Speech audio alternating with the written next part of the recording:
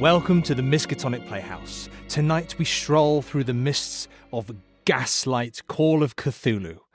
I am T.A. Newman, your host, but tonight's keeper is Clym Arnold, the author of 12 Black Feathers. Hi, I'm Clym Arnold, as just been mentioned, and yes, I'm the author of this scenario. We'll be running it tonight, and we'll go around the table and introduce everyone. To my left, we have... Hi, I'm Cosmic, and I shall be playing Esme Ward tonight. They are a female police detective. I'm Stu, and I'll be playing Wallace Kirby, a uniformed police officer. I'm Jayson, I'm playing Inspector Crone. I am seldom seen smiling, but not without a sense of humour, and he's another police detective. Hello, I'm Phaedra, and I'm playing Huxly Jones, another uniformed police officer, but hopefully a different uniform than my friend, and I'm excited to get into this game. I'm Mr. Howl, and not to be confused with Crane, I'm playing Isabella Crone, a police detective. I am T.A. Newman. I'm not Mervyn Giddy. I'm playing Mervyn Giddy, but I am T.A. Newman. And I am playing a uniformed police officer, the same uniform as my friends who are wearing different uniforms. Oh my God, there are a lot of uniformed policemen. There is a reason for this as well, because you are a investigative unit of the Baltimore sort of police department. Okay? Now, the reason you are all grouped together, you have been assigned a specific department. You are the Department of Concurrence. What basically that entails is you guys have to, whenever needed, you sort of step in and you investigate police procedure when it is believed that police procedure is not quite up to scratch. Okay, so obviously you are viewed quite dimly by the rest of the police community, and your department has unfortunately sort of been given the nickname of the shovelers for the amount of shit you have to shovel. So with that is how you all know each other and you all work together as one unit. Just before we start, I'll do the classic thing as well that I have to do. Obviously, with this scenario, there are certain themes that may be distressing to some people. I doubt it at this table. But just in case, in front of you, there are 12 black feathers.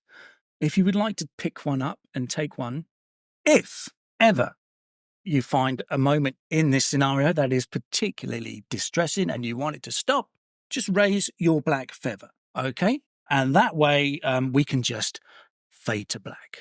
For the purpose of the recording, I would like to say we are all sitting around a table at the UK Games Expo playing this live. Oh, And we're wearing the feathers. And we are wearing the feathers in our hair. Apparently we're all wearing the feathers now. Like a Christmas party when there's certain people who wear the big party. What, fade to black? Fade to black. Fade to black. And that's the end of it. That was quick. Right, so we'll begin with an introduction, okay? It is the winter of 1892. A freak March snowstorm has struck the gaslit streets of Baltimore, Maryland, I have to add, covering the city in a mantle of white. Dockside, the soot-stained snow has been further stained by the bloody remains of a local whaler, Billy Birmingham. Much of his torso has been ripped open and the few remains of his entrails are spread clumsily around him. Around the body are multiple avian footprints and black feathers, suggesting, however unlikely, that this was a savage bird attack. Nobody will miss Birmingham. However, the Eastern Seaboard Whaling Company insist that this death is investigated thoroughly. The reasons will be fully disclosed later. As the unit, you are grouped together and you are summoned to the Baltimore City Morgue at approximately 9 a.m. So, as you guys arrive, you are greeted by someone you all know. It's Inspector Alderman. He's not particularly fond of you guys, unfortunately. He's like, okay, so we got this again. You want to come in here and I'll show you what we got. Stood by his side, there is another gentleman by the name, well, you don't know. He's dressed very sort of smartly. He looks very sort of well kept.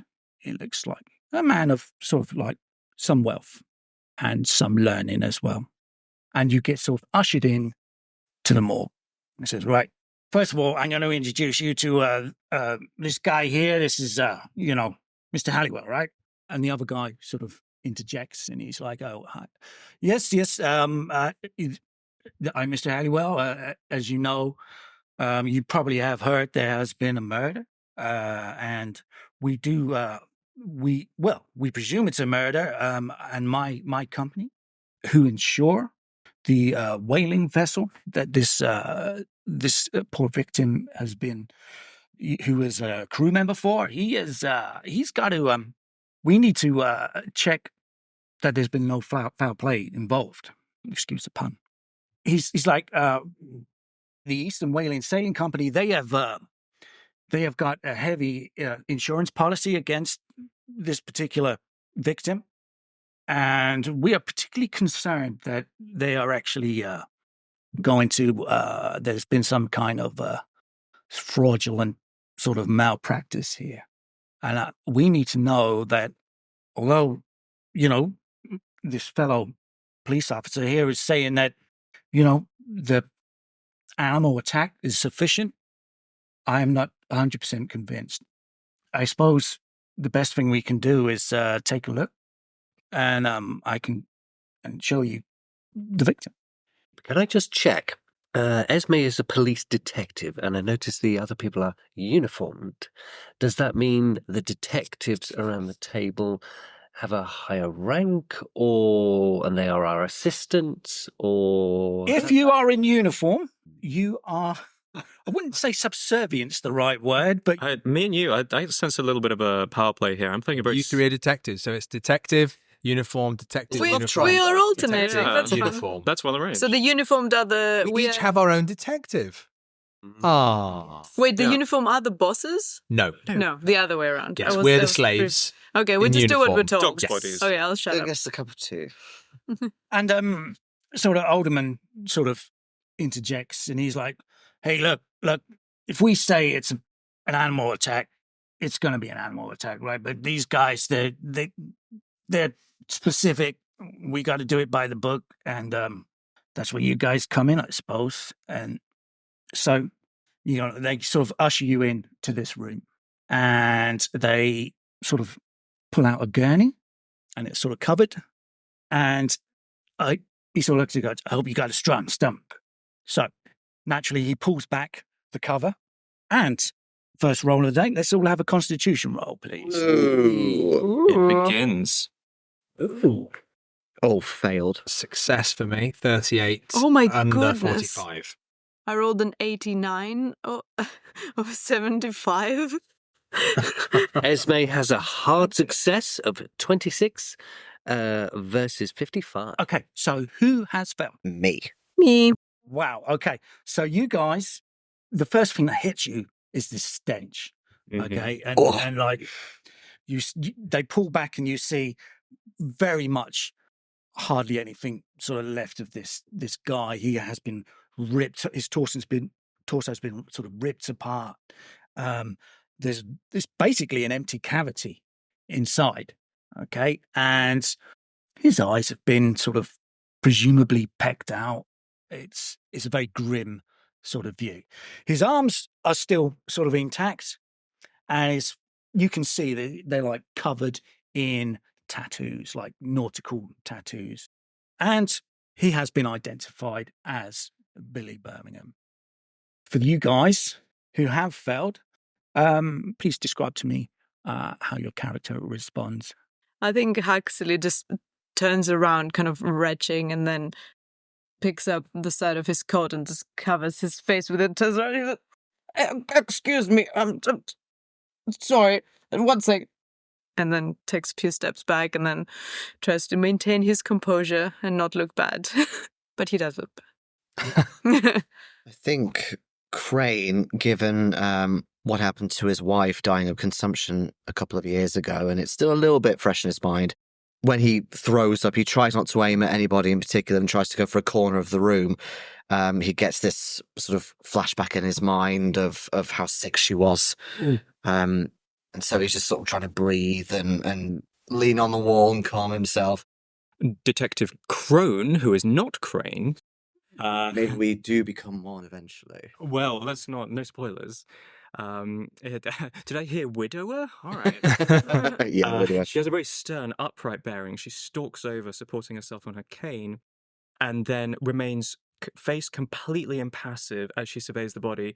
But you do see the cheeks just bulge for a moment, and then she just closes her eyes and swallows hard, and then there's a coughing fit.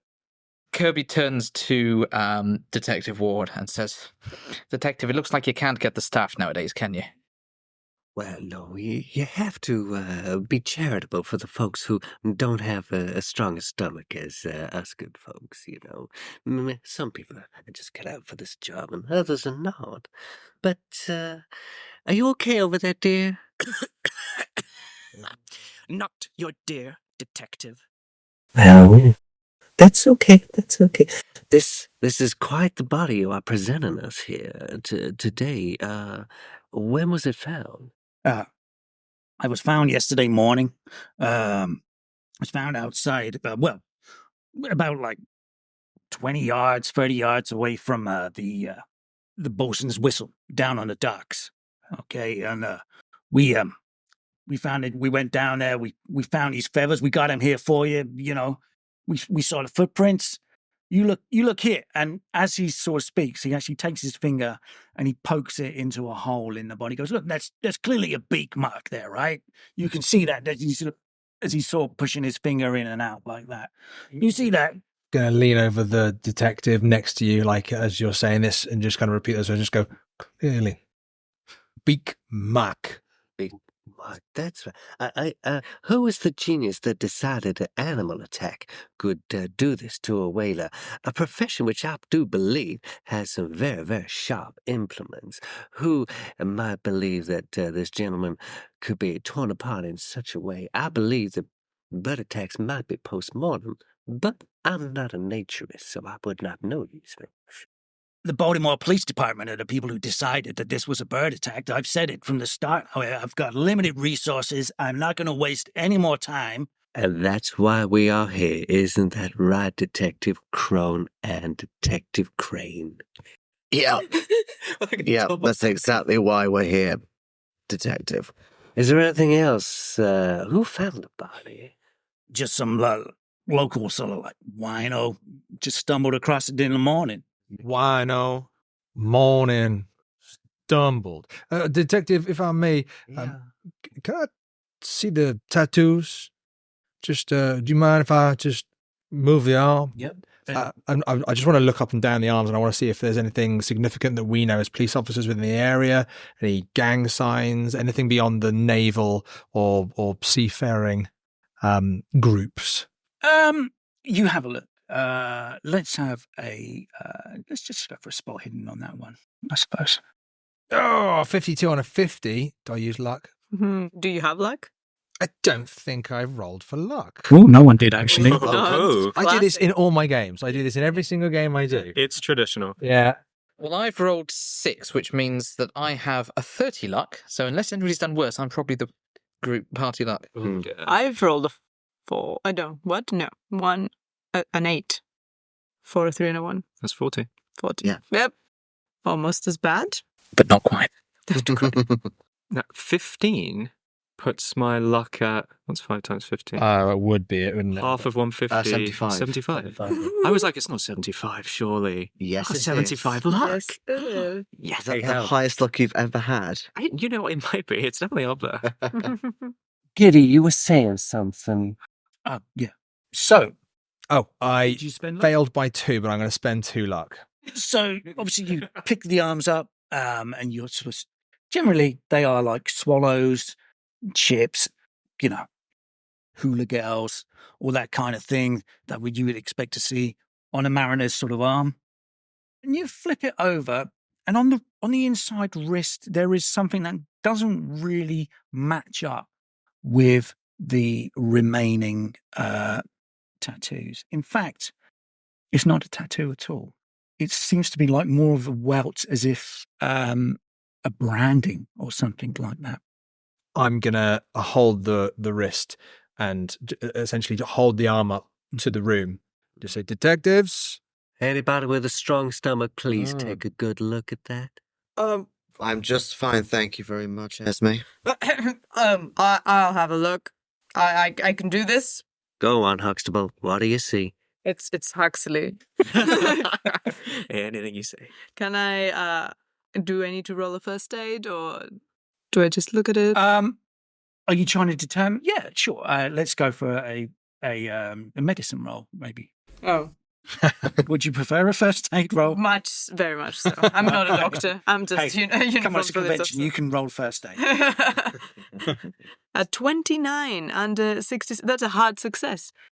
Okay, so you definitely determine that that is some kind of branding that has happened. It's definitely a scorched sort of burnt mark, but it looks also old. Like it's not a fresh wound. It's scarred. It's healed.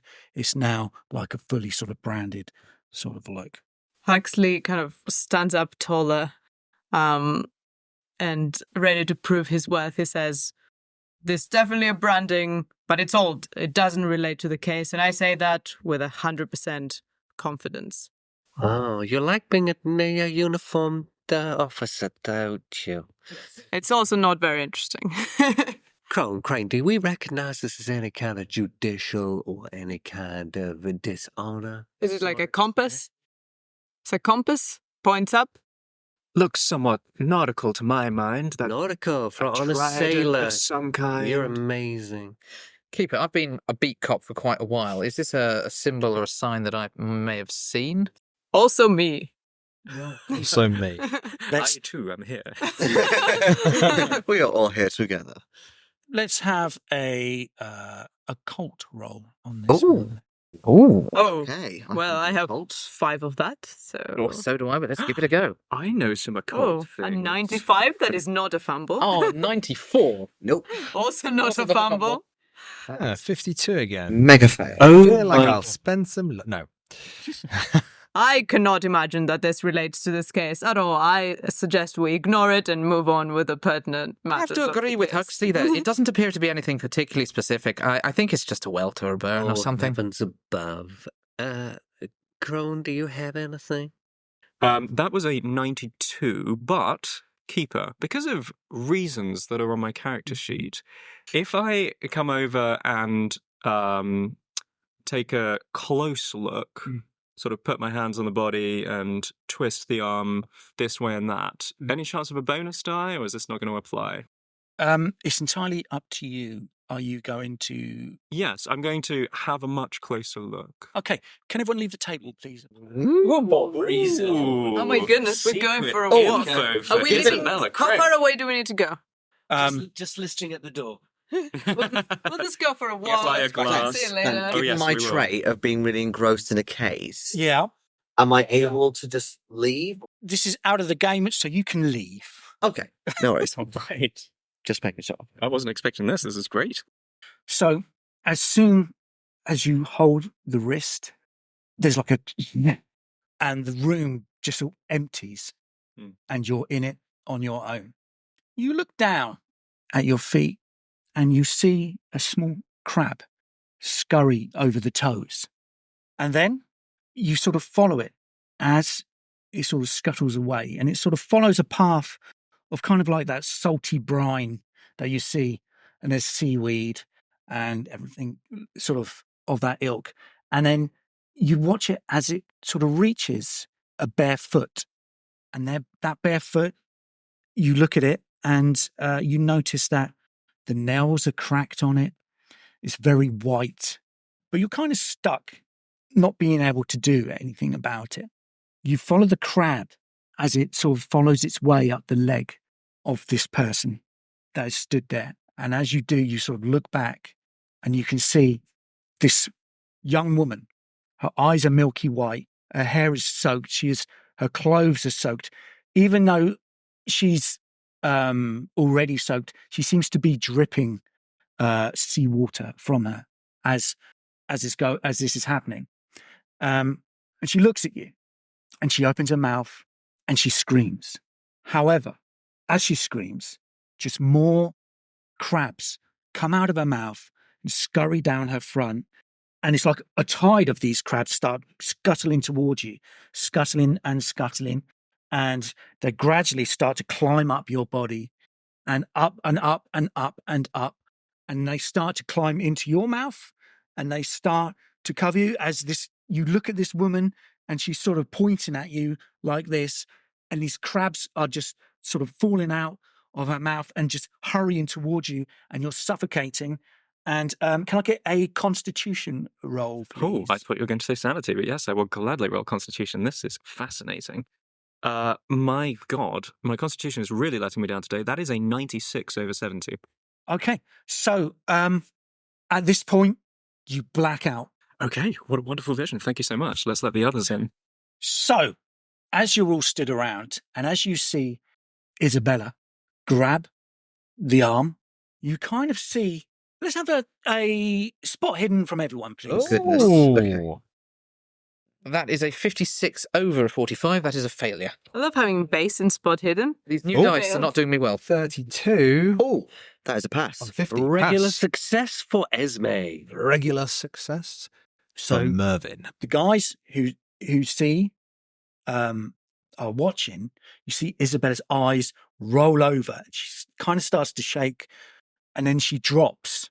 You guys who see this are kind of within range to kind of stop her falling. But I would like a dexterity.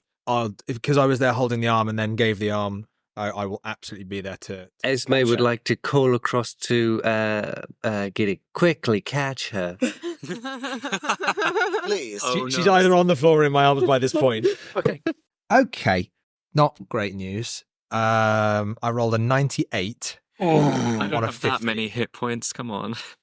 Well, unfortunately, you do lose a hit point as you fall to the ground and you kind of hit your head on the gurney as you fall down. I've still got like the arm of Birmingham in my hand and like my notebook and pencil, and I just basically just like whipped into Isabella and just knocked her on the floor essentially. Yeah, you you contribute contribute to the Yes, fall. yeah. Okay. So your colleague has had some sort of episode. How do you want to deal with it? Is she still breathing? I think Huxley is very proud of his first aid training, and he's taking every opportunity. What do you have? I've just realised I got really high first aid. 65. I have 66. Oh. So he always says, I got a better grade than you on that first aid. Swear you class." cheated in that class. Beat you by 1 point. So he will try and impress everyone by saying, "Everyone, clear the way. Oh, Take a step back. I know the I got life." this." And he tries to perform first aid on Isabella. Let's have a first aid roll then, please. Let's do it. I can do this. That is a 52 under 66, so it's definitely a success. So I'm going to say you managed to sort of revive Isabella. Well, you're well. Are you? My job here is done. Do I regain a hit point or am I still... No. All right then. Gasp. Just the air here is... I'm just... excuse me a moment. And I'm just going to stagger to my feet and then... I'll use help my you up cane. after knocking you down. I appreciate that. Brush myself down. Detective. Yeah, sorry. I will not lean against you, but I will go and lean against the nearest wall. With my fairly decent psychology skill, would Crane have an inkling that actually that's not the reason that she's fainted and acted up? Let's have a roll for that then. She's acting very well. The stench. Oh, yes. Smelling salts. Oh, No. That's a 99 over 50. Oh, no. that is close. She's possessed. Get the priest. Absolutely. So I'm presuming you're back on you've gone to the Nearest concentration. wall, and I'm just... Yep. So maybe we need to get a bit of air in here, says Alderman, and he sort of goes over and he sort of opens a window, and a cold blast of air comes in because this is like this in the middle of this sort of snowstorm in sort of late March. Okay, so how do you guys want to continue? Kirby would like to have a chat with Mr. Halliwell. I think Wallace Kirby thinks that finding out a bit more about Billy Birmingham would be a handy thing. So he walks over to Mr. Halliwell with his 60 size, It's not actually that impressive, is it? And sort of stands equal height, probably, to Mr. Halliwell, and says, "So, getting his notebook out, Mr. Halliwell, what was Billy Birmingham like as a person?" Well, I don't really know. I'm part of the insurance investigative team. Okay, you want to speak to your own people. I can't help you. All I know is that the company are trying to make a claim against our company, and we have to investigate it fully. Who particularly is making that claim for you? It's the Boston. No, it's the Boston. The Baltimore whaling company. Do you have a contact detail for that for the chap or lady who's in charge of that? Well, it's coming directly from the ship. Okay, so you want to be going to the Greyhound, and the captain of the ship is the one who's making the claim. Greyhound captain, thank you. And I don't suppose whether you heard whether there's any there've been any other claims on the insurance for other people at all from the Greyhound of the shipping company. But I know it's all I know. So this is the first one. No, that's fair. That's fair.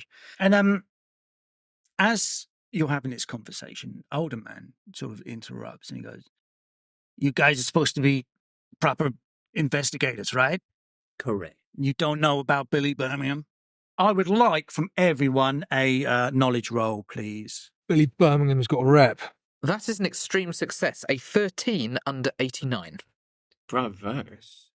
So when you hear the name again, starts to ring true in your ears, and you're like, "Yeah." He's like, "You know the guy, right? We've had him in loads. He's bad apple for sure. You know, we've had him in for some physical assaults. Yeah, some petty crimes. But most of the time he's out at sea. We don't get no bother. But as soon as he comes into town, we've always had trouble. I don't think you're going to find anyone out there who's going to be interested in helping you find anything untoward, which obviously can't be, because we know already this is some sort of bird attack, right?" And particularly a particular bird or something. Why a bird? I mean, he's out at sea. There's seagulls. What sort of bird might you think that is? Seagulls with black feathers. I don't know. I'm not a bird man, whatever they call that, a birdologist. I'm gonna, you got the feathers here, right? You take this feather, you take it to someone who knows, and you might get some more information out of it. Okay, you that's your job. Birdologist. Birdologist. That's right, Giddy. Birdologist. Okay, bird. Birdman. Prime suspect, Birdman, question mark? At this point, I will give you a small A4, not A3, so you might have to screw your eyes up a little bit, map of Baltimore at the time, okay? And there are locations already marked out. Now, you, as detectives and a police department, you would be familiar with these locations already. You are native to the city, and so it's you're not getting any new information here from having this map. However, it does sort of give you an idea of where these places are and where you might find a birdologist. Oh my goodness. So, Shall I read out? Who's in charge of the maps? Find the museum on there, or the. We're looking for. We've got the locations are. Baltimore City Morgue, the Bosun's Whistle, Birmingham's Cottage, Baltimore. I know we're not in London, are we? doesn't mean you can't be a Cockney in Baltimore. Sounds like a romantic film. Cockney in Baltimore. And Baltimore Penitentiary, the Whaler Greyhound, Baltimore Institute of Medicine, St. Agatha's, and the Raven. Hello. The Raven. Is that some kind of ship? Or a pub. Yep. Well, are we in... We would know what it I is, should right? tell you that the Baltimore City No, Morgue you're right. is here. That's where we are. That's where we are. The Bosun's Whistle is here. Birmingham's Cottage is just further inland from the reach of water here. The Baltimore Penitentiary is way back up here. The whaler, Greyhound, is here. That was the ship that he was found next to, and his ship. Oh, okay. The Raven I had as well is another ship. Probably don't need to know about, but you will do further down the line. The Baltimore Institute of Medicine is here inland. St. Agatha's is all the way north of the shoreline up here. And then the other ship, among other ships, the Raven, is also near the Greyhound. Small point of order. Was he actually? I think he was found outside the bosun's whistle. Is that 30 right? yards Yes, from- yeah. What did I put? No, I've said that wrong. Yep. Okay, brilliant. Yeah, the bosun's whistle. So, Both. So that pub and his ship and his cottage are all quite close to each other. but still, that's a distance. If that's his ship there, and he was outside here. Well, and surely Just they go so you drinking, know, no? by the way, as well, just to give you an idea, this line here is approximately 1 mile. Okay. So he was approximately a mile away from his ship. Protocol says we visit the scene of the crime. First. Absolutely. But I also think it might be worth our while having a look at sending a few different teams off to different places. Cover more ground that way, as it were. Would be a good idea. We'd perhaps send someone off to his cottage as well. Perhaps there's someone there. Maybe you need to inform somebody, but also at the same time. Oh, Well, protocol says I'm going to the scene of the crime. Because you've got one more in your medical exam, it doesn't mean that you're always right, Huxley. Well, on this occasion, though. Look, Crone and Crane, isn't that sweet? The uniforms have got ideas. What would you like to do? they do indeed. I say we babysit one of them each and split up 3 locations. Oh, boy. If we must. Yeah, would you like to go? Are you quite well, dear? I mean... Perfectly, I assure you. I just don't know why someone didn't open a window in Right. You seem a little possessed, and if you would like me to say a prayer for you, I could do that very easily.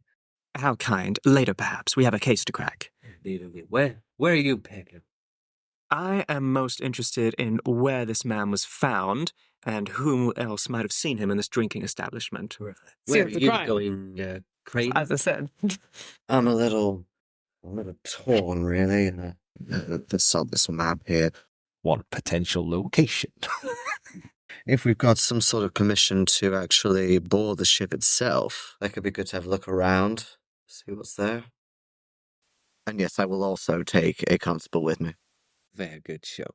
We, on the other hand, Kirby, you're with me. We will be going to the Baltimore Institute of Medicine. Take a look at really what killed this gem. Very well, detective. Maybe take a feather with you to the medicine in case they know about birds. Like bird doctors, maybe. Maybe they have That's some. right, bird docked. Well, even though the party's split, if something goes wrong, we can raise our feathers as a signal. Right. So, bearing in mind, this is very important as well. This is the Victorian era. We do not have very good means of communication. No, we'll never find Okay. each other again. So, just keep that in mind that rendezvous and things like that could be quite essential at this moment. Where shall So we agree. Shall we meet a at place? the whistle? Or at his Pub? cottage. When shall Or we his 3 meet cottage. again? Kirby Bubble, looks bubble. a little pale, unnaturally pale at the recommendation of meeting at a pub and says, I think it might be better if we meet back here. Obviously, police ground, to discuss what we need to. Or we could Well, meet at a 4th location. The cottage. The cottage. We don't. I hate to say it, but he's right. She's right. Who are you? There they go. My fine beard here would suggest. You could be bearded lady. Mervyn, right. There is one more thing. Loathed as I am, I'm still a policeman. I still have a duty to the city. There is something I do want to show you as well. If you'd like to follow me, then he sort of leads you across the room just a little bit. And again, there is another gurney, and he sort of looks directly at you. You might want to step outside for this one, ma'am. I'll just take the fresh air. I'll stay by the window and inhale deeply. Okay. And he sort of like hoiks out off this sort of like covering. And I would like everyone to make a constitution roll Oh, again. with a hard. Oh, good grief. Oh, no. That is a 79 over 50, which is a failure. I also got a 79. Failure. We have 79 bodies. That is another hard success for Esme. That's at 19 under 55. Okay. So hard success. So you're good. Stand. Prepare. So who's failed? Arms up. Okay. Please let me know how you react to what you see, which is basically a putrid, like much more decomposed corpse. Very sort of like when you look at it, you can see it. There is certain elements of it that are sort of resembling the previous corpse. Okay. Wallace stares, eyes wide, immediately heel face turn, marches out into the corridor, and probably throws up in a corner. Okay. And we as we do that, sort of like Alderman sort of like just like frowns and he's like, Jesus Christ.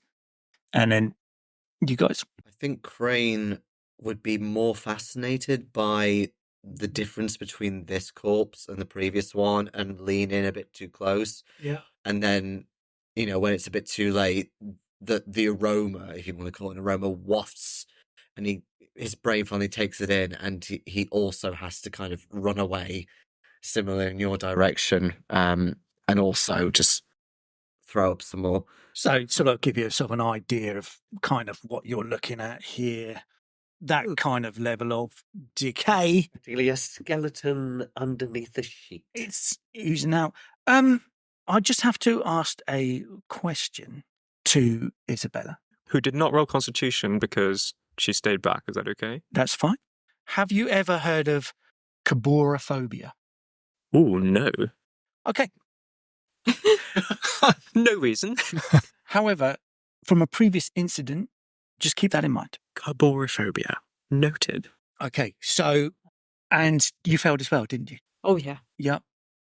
I think It does stink. It is foul. Even the cold air that's blowing through is just not doing anything. Huxley let himself get slightly humiliated before, and this time he is determined to not make a bad impression.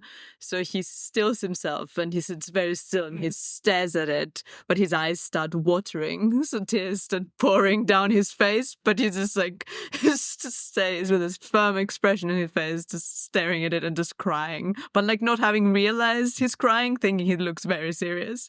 There's tears are pouring down his face and nose. So he goes, look, this is something that washed up on the beach, well, in the bay, maybe a couple of weeks ago. So we needed to keep a tab on it. We've only just identified who it was, but you can see, look, in this one as well. And he starts there's another these holes. Mervyn did fail as well. Oh, did he? Yeah, he did. Yeah, it wasn't by much, but Okay. he is essentially just going to kind of turn to the side. Hopefully, with no one kind of seeing, he's going to have a sip of a hip flask. Okay. And then he was going to try and almost hide it with some kind of charming quip about Huxley's tears, and just kind of throw something out there, just oh, Huxley, I haven't seen you cried like that since your last date. What's going on? I'm not crying, you're crying. No, I'm not crying. I can see tears down your face.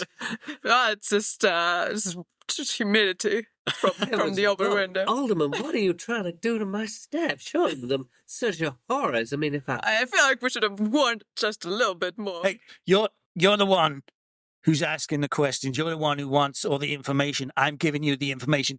There is a lot of information to be here. Any black feathers on this one? Well, no, this washed up on the sea, but you can see, the wounds are very similar. We, like I say, we just Any tattoos? There's no way to tell. Oh. sure. And on the arms, Oh. there are Oh, sort yeah. of tattoos again. Esme would like to try and get a scalpel and maybe slide under the skin. I'm so just she going can to actually check on Isabella. Remove one of the remove Okay. one of the tattoos. So the skin flakes off like boiled meat. It just pours off straight away. Does anybody have a plate? And even at this moment, as you're doing this, Alderman is I'll take out a hanky and unfold it for you. Well, got a detective here. Go. Oh, I don't think that's quite as non-porous as we need it to be, Sugar. And can we find a dish or something so we can present this tattoo or something to somewhere? There is like a sort of morgue orderly, and they step in and they they hold this out for you. Is it the similar sort of tattoo before us? No, it's just like nautical tattoos. Okay, but the cavity is definitely the kind of the same. Okay, so this is the strange thing.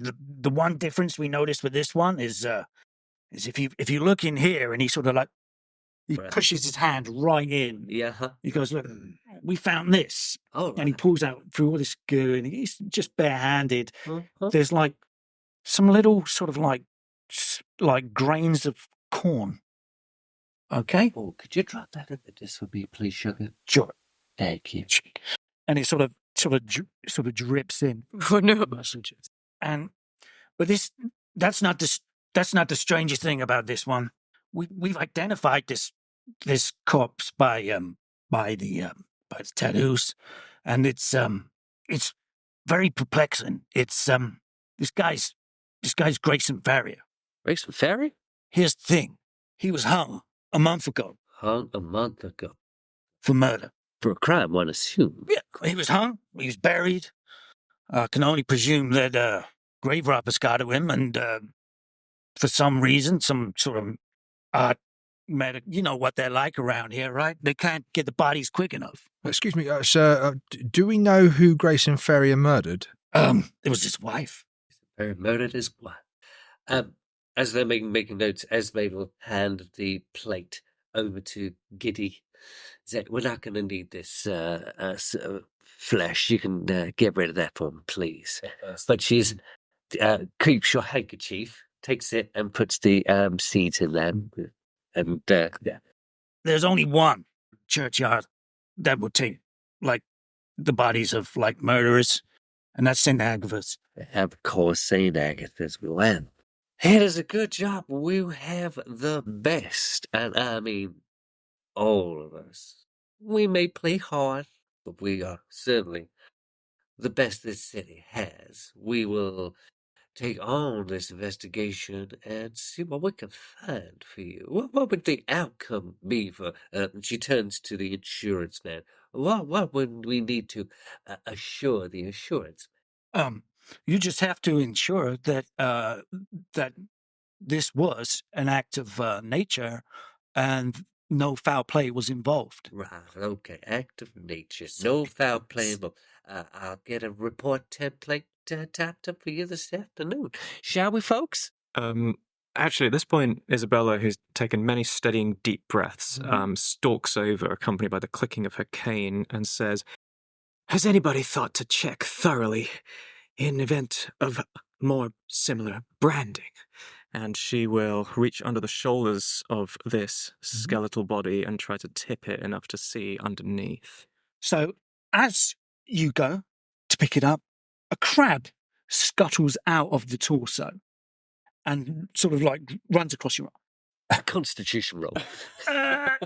I'd like a sanity check on that one, please. Even better. I feel like the word you threw at me earlier might be Cabophobia is a fear of crabs. Cavoria's crab. I was trying to figure out what Greek word that resembles, but...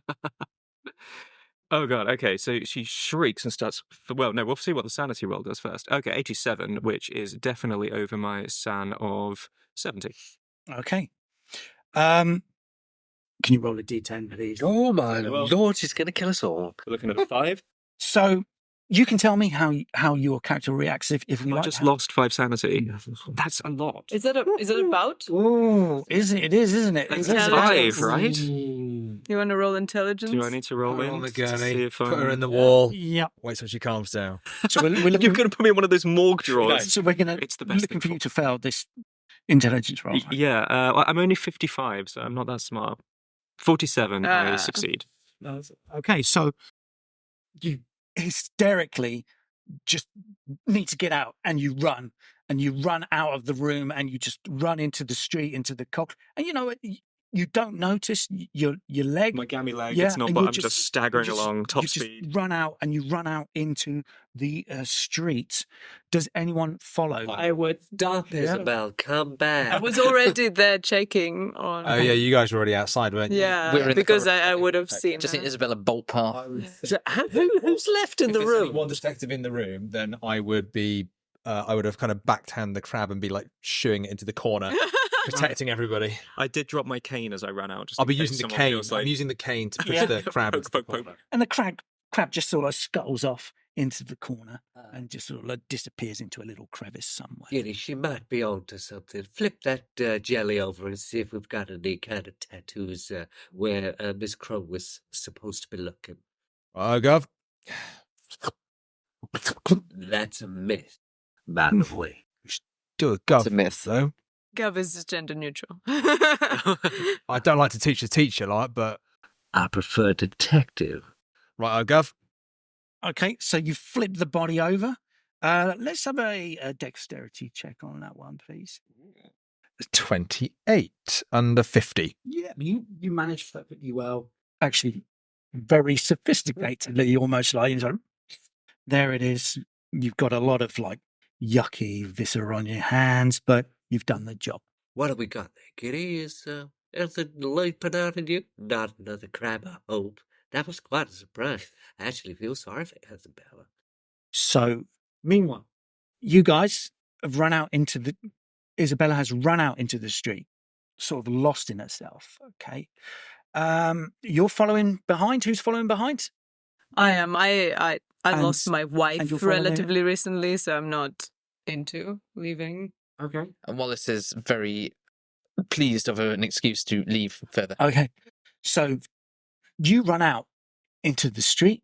You are oblivious to this carriage, horse-drawn carriage that's coming along the way. You guys can see what is Just gonna sort kill of you happening instantly. in front of you. Convention game. People die. Yeah, you're going to Mhm. find my trampled corpse out here, covered in black feathers. What do you want to do? Look out, there's a carriage. Yeah. Are you Oh following? no, stop. I mean, that's what I was gonna do. Like, keep running. If I see the carriage, Wallace is going to dive and push the Push her into the carriage. Wow. Now's my Sorry. chance. Not push, but pull back out of the way of the Yeah. carriage. I mean, it's like first. It's coming. Isabella, I look would like out. dexterity checks from you guys, please. Oh, that's Please not- save me. I have 30 dexterity. That is a 50 under 60, which is a regular success. I fumbled. Oh my god, that's a 97. You You push fumble. him under the carriage. We just go under like dominoes. So as you go out, as you go into the street, you slip on black ice Instantly. and you fall. You, however, manage to sort of avoid it. You jump and you're going to pull back. I'm going to pull back out of the way of the carriage. Okay. So just as the driver's like, damn it, what are you doing? And it sort of like just carries on going as the horse passes by. Okay. So You're dealing with a hyperventilating detective. She's just sat on the cobbles. It's okay, detective? Yeah, he unbuttons his jacket. You put this on. You don't want to catch your death or cold out here. And he stares down the carriage driver, trying to catch eyes, as in, Not the hole. you be careful. You be careful. just sort of passing by on, and off it goes. Okay. Right. So the guy's back inside the morgue. Well, I guess that was a bit of a wild goose chase. So look, these things stink. Do you mind if I put Not these at all, Alderman. put these You've been covers up? You've very been kind. hinting it for the past 5 minutes. Go on. So he flips. He covers up the bodies again. Sound right? Yeah.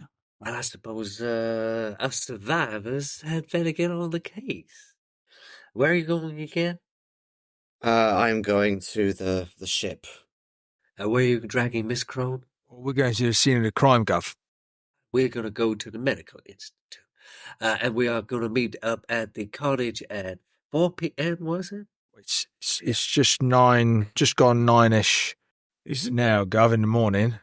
Should we? We're saying it's about like 9:30 a day. That's taken about half an hour's That's worth. ample time. ample time. Meet for lunch. What, at the cottage?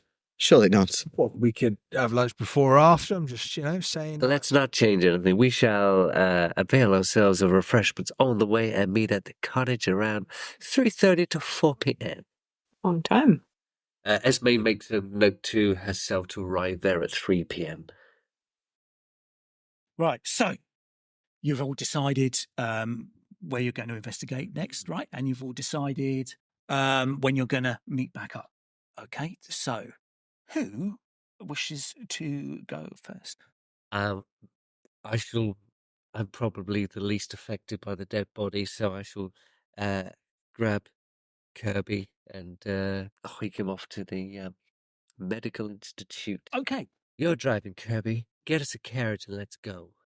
Kirby goes to get a carriage. Now, do we have, as a police squad, let's say, do we have access to our own carriages, or would I be hailing a cab, or would I be Grand Theft Autoing and Requisitioning. Let's have a luck roll. Let's decide this through luck. So just for, again, remembering that I have 30 luck, which is the lowest on the table. Of course. And that is a 0-3. That's an extreme success. Okay, so there is a carriage that you guys use. Obviously, you can't split it 3 ways. So I suggest that who's got the best riding? It's yours. Actually, can we not call out and say, because we're kind of going in the same direction? Are we all going in the same direction? Well, where are you guys going? To the ship, so definitely. You're going to the which ship? Which is a mile after you. We're going north, you're both going south. Yeah. Yeah. Unlucky. So The Institute of Medicine. Is Oh yeah, quite right. Yeah. Does Baltimore have trams? oh, that's a good question. For this instance, I'm going to say if they did, which I don't think they did at this time, that because of the snow, they will not be running. And also, travel is just in the carriages as well. It's also quite sort of treacherous. Hop aboard, at detective. times. So We'll head off. please be careful as you drive. Right. Are we taking the others with us? I'm not entirely sure. Detective Crone is looking quite up to it. Are we admitting you to the hospital when we arrive there, or are we dropping you off somewhere I think she else? can speak for herself. I shall be perfectly all right, but yes, I would prefer not to walk, if you'd be so good. Hand you your cane. I appreciate it. Of Dustin. course, Detective Crone. We are a team after all. Please step aboard. Are you going to drop us off? We're in the opposite direction, right? Yes. No, they're in the opposite direction to you. Yes. Okay. We'll do a round Shall trip. we also join you? Oh, hang on a second. I thought two and north, one was No. south. No. You're going One is north, two to are south. Very To the magnanimous of Institute you, of Medicine. detective. Are you holding that map upside down? Well, I do have a navigator. All right, get everybody Nothing. on board. I thought we were going the other direction. Actually, I do have a navigator 40, so that's not bad. Why, of course, we are a team and we shall take you wherever you like because we are a team, as I have said. I am very good at walking in the snow, but I appreciate not well, no, having if to. it- He's dusting off the snow from his coat. 3 detectives take lovely seats inside whilst the uniformed officers sit outside. Oh, God, yeah. Okay, right. So you make your way, and you let's have a drive carriage. That is an 80 over 65, which is a failure. Can I give a bonus die by helping out because I also have good driving carriage? Are Can you I sitting be, up front as well, or are you the? yeah, Yeah. I will take a bonus die. I can sit next to you because Yes, I'm quite good at. Who am I to argue? Go. That is a 60 on the nose, which is a success. Okay, so you do sort of bring the horses round, but the wheels are sort of sliding, and you sense that this is quite a difficult sort of thing. I'm visibly Yeah. uncomfortable throughout this whole experience. I'm going to say as well that in the in the carriage in this weather condition, you'll be travelling at approximately 6 miles an hour. Oh, Okay, okay. which I think is reasonably fair. That is at a sort of trot. Okay, you can go faster for a shorter amount of time, but obviously there's more risk involved in that sense. So, where to first? It'd be dropping us off at the bosun's whistle before dropping them off. I Shit. wonder whether, in order to save time, we might just drop you both off at the bosun's whistle, as we know it's a mile walk. But it's on the way. You just can keep going. And then... Well, it's kind of on the way. So you're dropping us off here, and then they've got to go there to then go up. Yeah, so it kind of works. Yeah, it's not far. Okay, well, we'll in fact, bosun's whistle, then the ship, and then we'll Thank you. hightail it up north. Detective Crone, do I have to remind you to keep an eye on your uniform to make sure he does not drink whilst on duty? I don't know what you take me for, detective. A respected colleague. I slam the door while you're still talking. Yes, walking off, I Isabella. take a sip. So it's a little more than like a 15-minute sort of carriage ride to the bosun's whistle. And then you guys disappear as you guys step off. And so now, if you're saying this, we're coming up, it's got to be about 10 a.m. now, right? You've arrived at the bosun's whistle, which is right on the sort of the quay side. Okay. It's sort of in front of you, as it were. It is open. However, it's very kind of, quiet. Obviously, they're just sort of cleaning up. I'll just put my hand on my kind of my blackjack, my quash. Just it's going to be, if things kick off, it's my job to make sure the detective's all right. Yeah. And I'll be kind of walking at the detective's pace. I see you make that gesture, and I say, now, we start by asking civil questions. Let's find out who's in charge. Do you want me to come with you, Gov, or do you want me to have a nose about? I'd like you to ask the questions. We'll see what you've learned. Ooh, very good, very good. Thank you very much, Gov. Thank you. So, yeah, I think we're going to go in and see who we can see. So as you walk in, there is like about 3 or 4 people sort of drinking sort of coffee, in like around sort of tables. It's very, very sparse. Okay. Behind the bar, there is a man sort of with big old, he's got the sideboard kind of mustache, which I did know the name for, but I've forgotten what it is. But it's, this sort of thing. It's that mutton chop sort of thing, but Linked up. Yeah. Friendly mutton chops, I think that's sometimes Very referred to it. Yeah. So that's kind of the thing. He's wearing like a white apron. He's a little bit rotund. But he seems like approachable. Okay, as he sat there, sort of like stood there behind the bar, cleaning his glasses, and he's like, "What can he do for you?" Well, we're just coming in here, my governor and me, and we just thought we've got a few questions, thought we could help out. This is a lovely place you got here. I'll tell you what, your mustache is on point, my friend. Of course, it's on point. But thank you. I'm trying to chuck a bit of charm in here to see if I can kind of Let's have a charm roll, please, on that. Grease the wheels before the conversation starts. Oh, I've got a 19 under 75. Oh, well, yeah. Yeah, sure. Not quite an extreme. Hey, first drinks on the house. It's like, obviously, coffee, right? Just quite right. We don't drink on duty or drink at all. So 2 coffees, that'd be great. So he sort of like starts to sort of pour out the brew and everything like that. But he's like, so I've seen you around, right? I know that you're the police, right? I know. This has got to be about Billy, right? Yeah, you're a smart man. You are a smart man. What was your name, sorry? My name is Elias. Elias. Elias Like. Well, Elias, yeah, you're absolutely bang on. Smart man like you, knowing what's going on around here. Billy Birmingham, that's exactly right. We thought we'd come down and have a bit of a nose about and see if we could, just help you with your problem, really. So anything you can kind of chuck our way, we'll get it all sorted and out your way and get your custom back going. I got no problem with customers. They're fine. It's in fact, I think most people will agree we're all very happy. He's not around no more. I know Maggie's very, very happy he's not around. And he sort of points over to like a woman in the far corner, keeping her head down. All right. Well, we don't want to bother Maggie too much, but yeah, it'd be silly to pretend that, Billy wanted a bit of a wrong one, was he? Guy was a bastard, right? I hated him. He was a bit of a live wire as well, and I didn't like. You look at it in the wrong way, you're gonna get thumped. Yeah. And the way he treated Maggie, I say good riddance to him. Can I ask you a bit of a funny question then, Elias? Sure. Has anybody been upset about Billy? No, you not. You know this guy, right? You must have heard about this guy. He's not. He was not.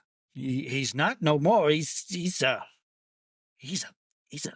wormy piece of shit. I'm glad he's dead. Yeah. I'm glad. I'll say it. I'm glad that he's gone. You know.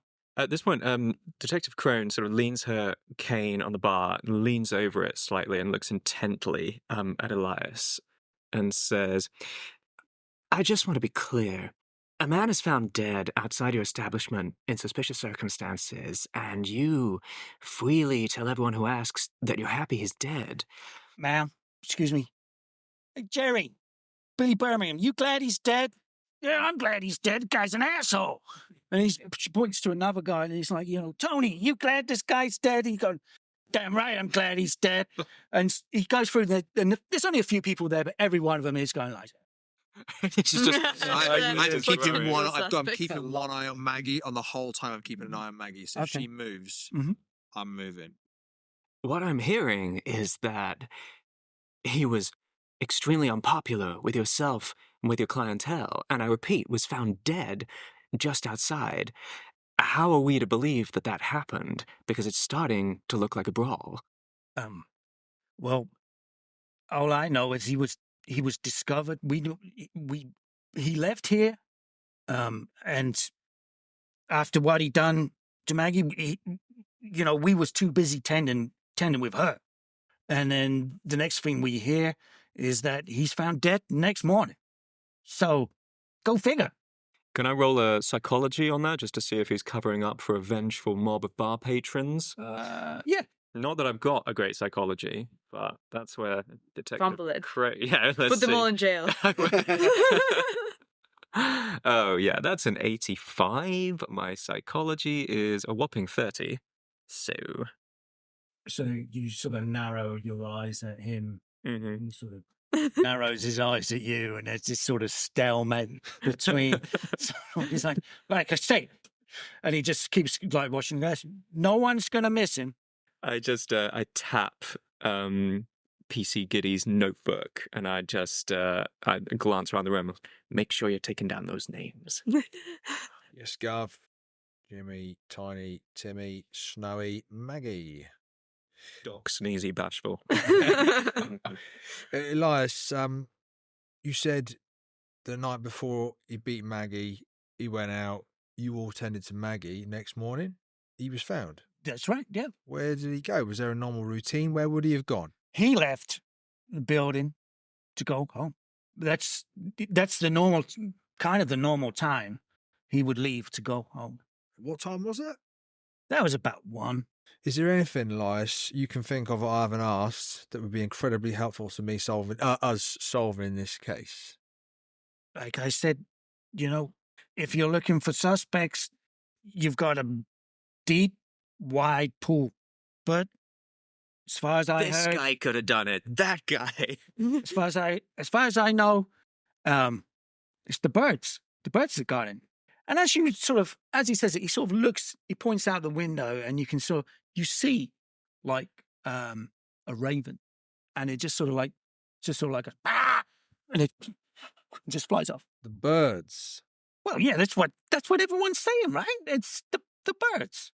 Likely story. The man leaves at 1 a.m. to go home, and the rest of your patrons, nobody saw him between then and when he was discovered. He did a number on Maggie.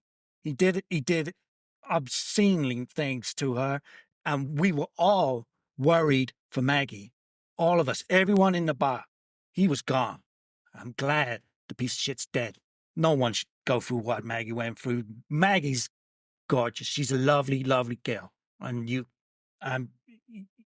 it's horrible to think. Elias, thank you very much. Really, really helping out here. Look, we're going to have to speak to Maggie, but we're going to be real, proper, nice and respectful, all right? Please do. She's been through a lot. I give you the nod, pick up my cane. I guess we saunter over there, giving Jimmy, Timmy, Snowy, Billy, Tiny, and Sam a little bit of a look as we go. Keep Yeah. everybody in line. Keeping an eye. Yeah. And you sort of make your way to the woman in the corner, and Maggie. and she sort of looks up and she goes, "What?" like that, and her face is bruised and swollen and like really, really badly distorted. So, where did you guys go to? We went to the where the Greyhound. That's right. So a little bit further down, you made your way across the docks, and you come to the Greyhound. Okay, it's cold, but it's busy. People are loading cargo and sort of getting ready to set sail. All right, and there's like a lot of seamen about. There's a lot of work sort of going on. Nautical folk, yes, whalers. There's a lot of whalers running about. So, Seamen everywhere. yeah. UV light. Jesus. Okay, so right, yeah, and it's clear to see that you're at the Greyhound. Okay, it's got Greyhound written on it. It's got a Greyhound as a figurehead. All right, well, I guess we'll see if anybody's aboard. I wouldn't mind a quick look around. Yeah, we should do that. What do you think we should start? Is it quite a big ship? Yeah. Like a proper liner sort of thing for international sale? Or Here's an actual picture of the whaler Greyhound. Okay. And Billy worked here, right? Is that what we? Oh, Okay. yeah, proper Right. galleon. Okay. Oh my goodness. Yeah. Oh, okay. So there is a gangplank, and this Yep. gangplank is where all this cargo's being to and from, Okay. and everything like that. So All right, well, yeah, let's get permission to get aboard, and I guess cabin, easy place to start. Should we ask anyone about Billy? Should we do a quick interview or? Sure, we should do. I'm sure the Sea Dogs have some sort of insight into what he was like. And as you're sort of having a conversation, like one of these sort of big guys just barges into you, and then another one sort of barges into you. There's basically you're in the way, okay? And they're like, "Oh, get out of the way, we got work to do." This police you're speaking to. He says we have work to do as well. Thank you very much. with his fur coat. Yeah. So is his badge. Oh, you're Huxly, right? Yeah. So you're a big guy. I'm a build +1, so my size is 65, bigger but my than me. strength is 80. I'm there just like with Whoa. my fur coat, like, excuse me, this is police. Can I have an intimidate roll? You can. I'm a big boy. That's That what you is tell him. 63 under 75 intimidate. Okay, so he's like, Amazing. Now, if you don't want to get in trouble, you better step out of the way and answer our questions. okay, easy, right? I'm just trying to load the. We gotta be We're also going. trying to do our job here. You're probably getting paid more than we do. That depends on what we catch, right? What you want? That depends on what we catch. You tell him, Hey. detective. Very good, very good, very good. Oh, jeez, everyone's a comedian around here. He mumbles under his breath. His mustache trembles in anger.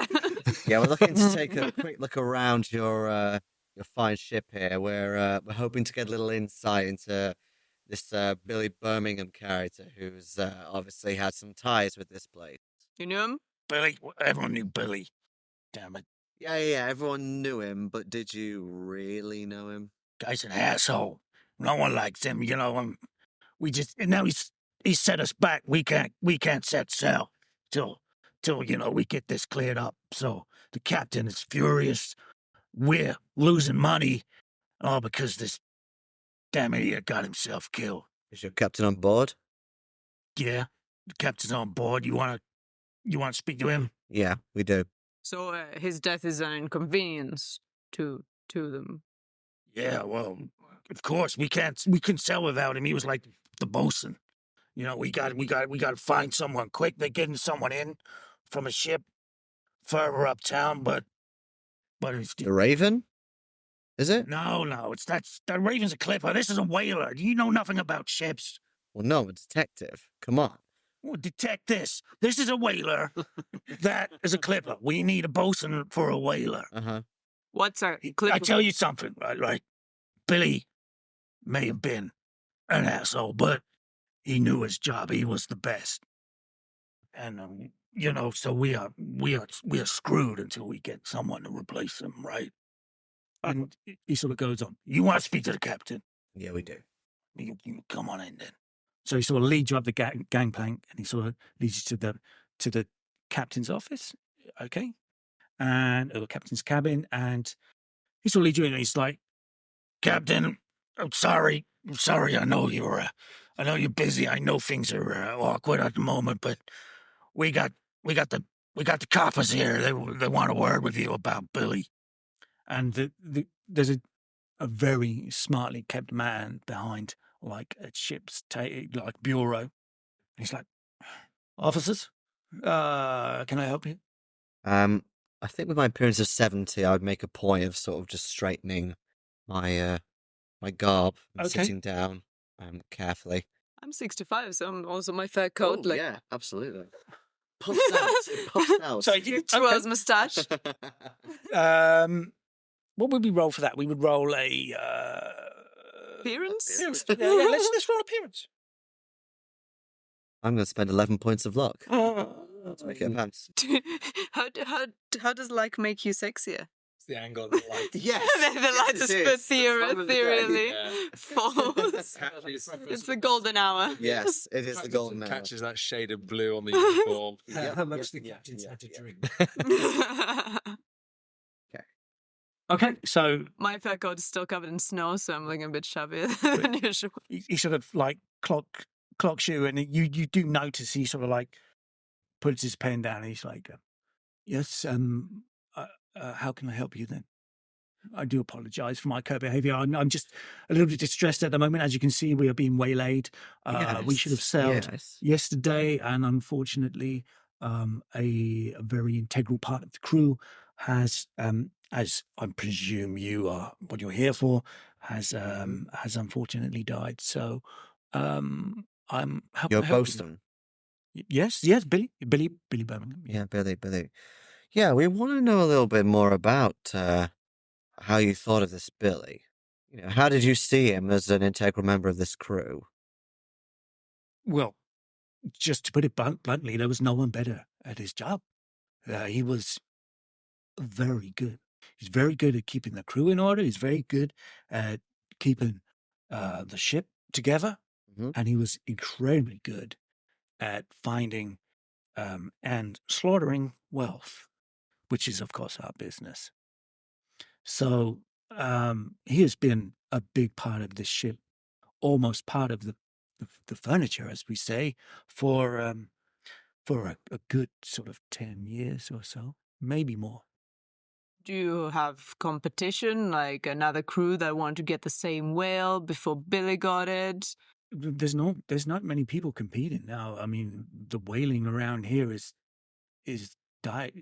drying up. We are struggling each time to bring in the oil, and we're hearing that they are making synthetic oil now, which is going to really hurt our industry. So, but that's by the by. We still got to make a living, and we're going to be going out there, and we'll be sailing as soon as we can. As soon as this insurance claim has been resolved, which I have been promised will be within the next 24 hours. So you are to benefit in a way from his death via Well, that's insurance. That's the claim. nature of insurance. If you have a member of staff or a member of the crew who dies, unfortunately, you can compensate yourself through the insurance. That's how insurance works. But it's not foul play, of course, Captain. Absolutely. Because if there was something to happen to him because you've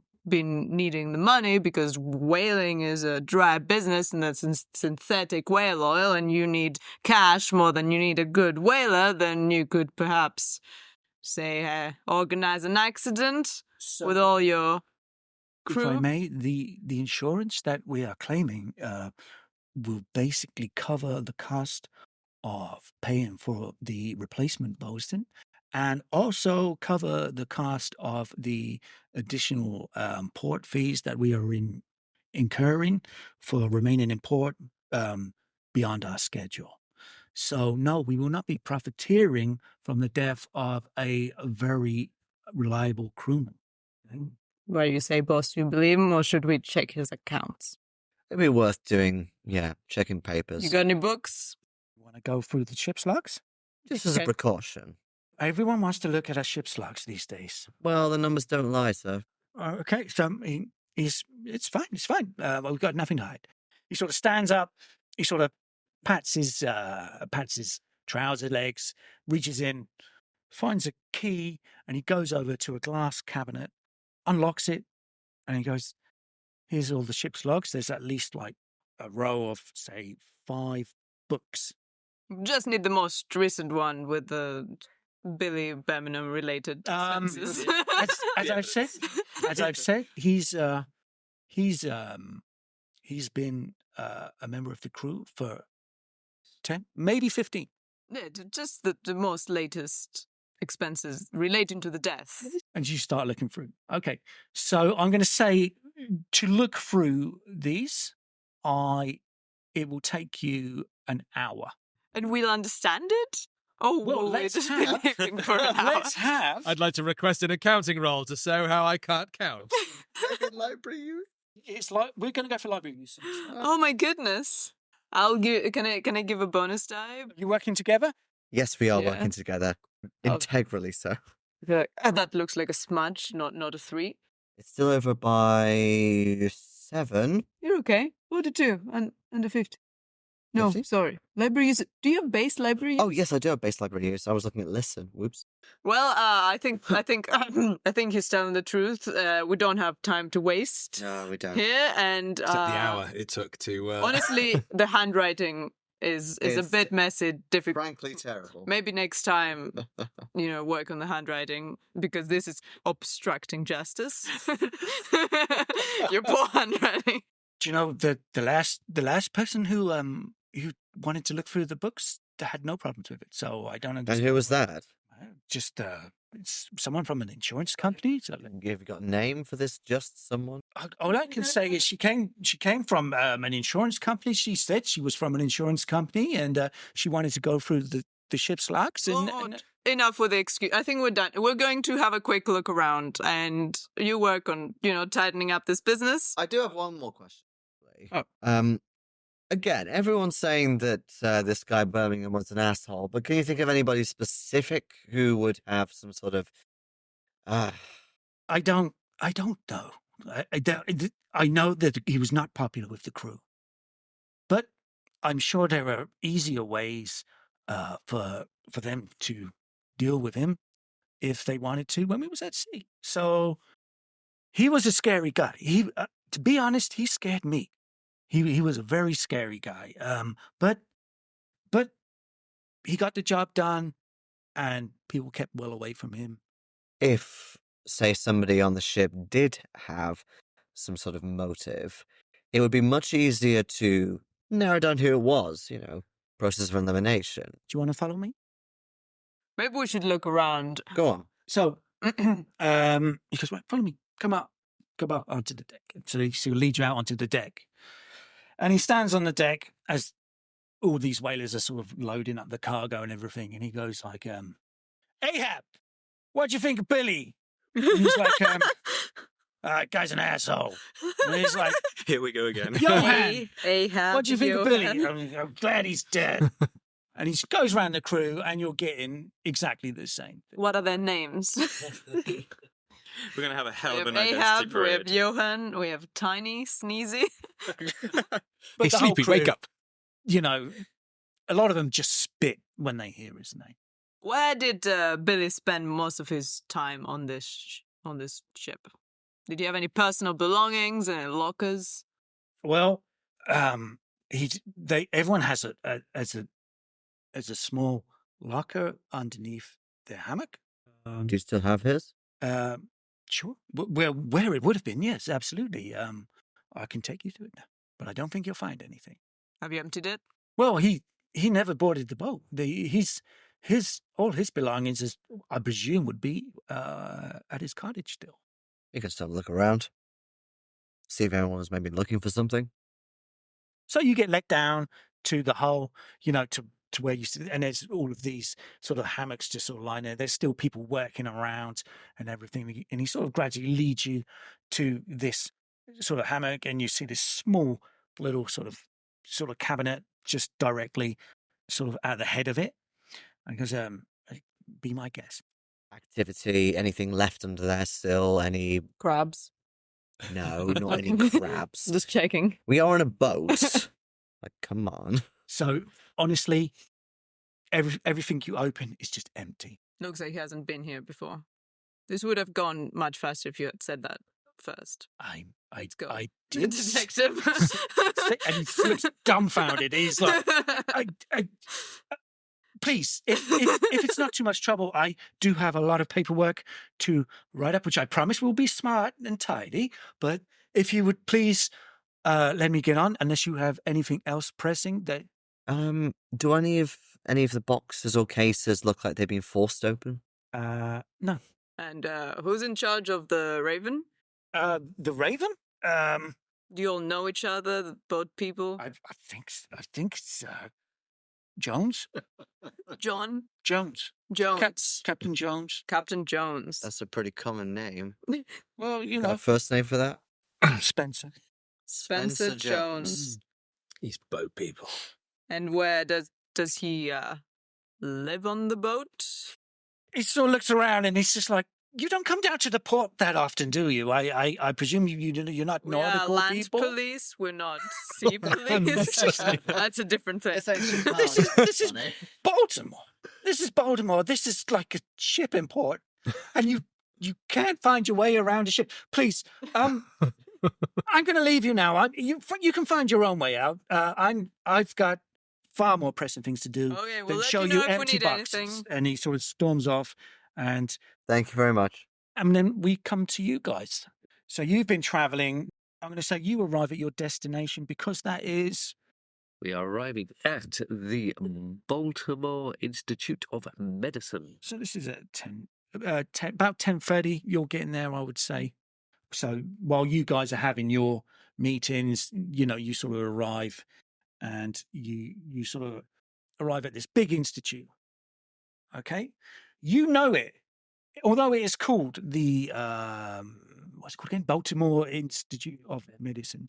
You know it is actually a learning center of learning. Okay, and everything like that.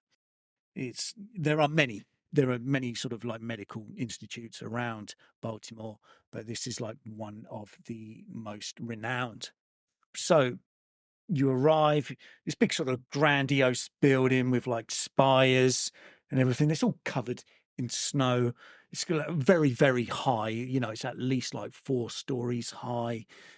So I've got this kind of sort of gothic-y sort of appearance, but it does look rather splendid. And your carriage sort of pulls up, and everything sort of tends to suggest that the entrance is this sort of stairwell that leads up to this grand sort of front door.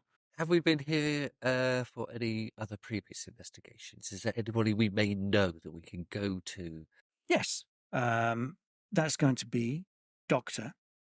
Simon Colchester. Okay, he's helped you before with any sort of queries. He's sort of points you in the right direction when you've got some kind of...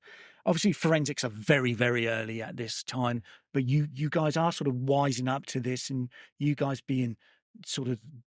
Although you're considered the underdogs and like sort of look down upon, you are probably the more advanced because you do look into things more kind of scientifically.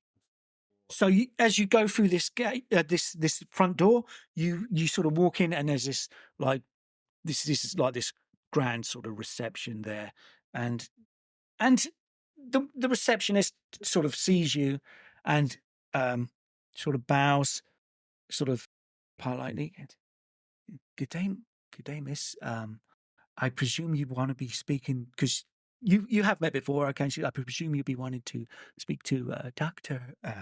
Simon Colchester. Dr. Colchester, please, if you wouldn't mind. Okay, if you can just please take a seat, and I'll get him as soon as I can. A seat. I see. Very well. Esme will take a seat and look on. So as you're sat there, a short while passes, and then the receptionist comes back down, and Dr. Colchester is there as well, and he's like, "Oh, it's so good to see you again." Mr. Simon, if I may. And Esme will be very, very pleasant, like they're old friends. And she's going to say, I have got something very, very interesting for you to look at today. If you have some time to spare. I always have time for you. Thank you very much. Maybe take a seat at your office.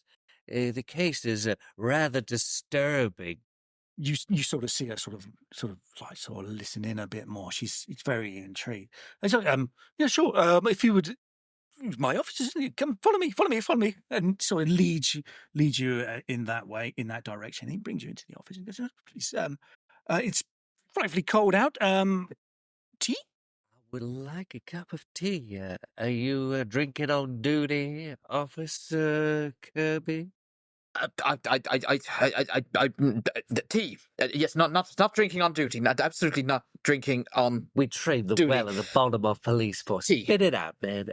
2 teas would be very, very kind. Okay, so Dr. Colchester shouts out, and he sort of asks for the tea to be made to the receptionist, and she goes around and busies that. So, what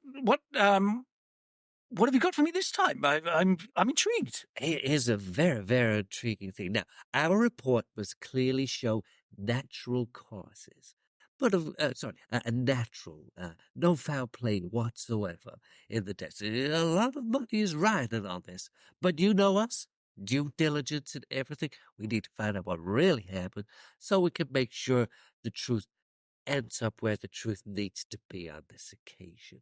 So, what do you make of this? And she holds out the black feather. Well, what I see is a black feather. It's. Are you sure you're in the right profession? You should be. It's not my field. It's not my field. No. Esme, if I may. Of course. I'm only pulling your leg. But we do have someone who will relish the opportunity to look at this. Well, this was the thing. Kirby, explain quite how many dead bodies we have and what states of decay they were found in. Of course, Detective. So, Dr. Colchester. Right, that'll do. No, Dr. Colchester, if I may, this is a pretty institution you've got here, isn't it? Educational, I take it. Yes. Well, obviously, we train the best minds in medicine here. I have an interesting question. So, obviously, in order to teach medicine, you need to teach on cadavers, don't you? Now, am I right in thinking that you're one of the institutions here in Baltimore that actually does full human dissection? He doesn't mean this in any kind of accusatory fashion. I mean nothing at the moment, but full body dissection. I'm fascinated in this, as it were. We all do. We all do. It's how we discover the miracles of the human body. God's miracles of the human body. What better way to do so? I absolutely agree here. But now my question is, how do you find these bodies? Because I know for a fact, and can I, with my 89 education, know this? Yeah.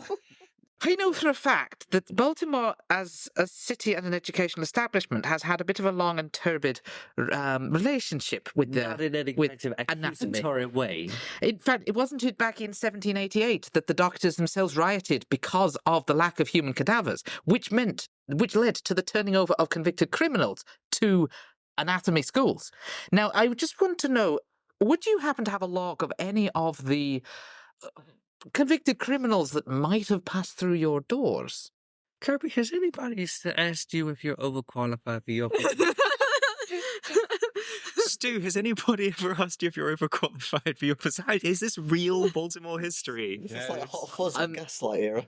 I think actually it might have been New York, but there was a doctor's right in 1788. So you'll have to excuse my uniform for showing his initiative. We do encourage it as much as possible. But the only thing I will say is that we happen to have a lead that suggests that a convicted murderer might have absconded from his grave and made his way into the Baltimore River, which I don't actually know the name of, into the northwest branch of the river. That's actually the sea.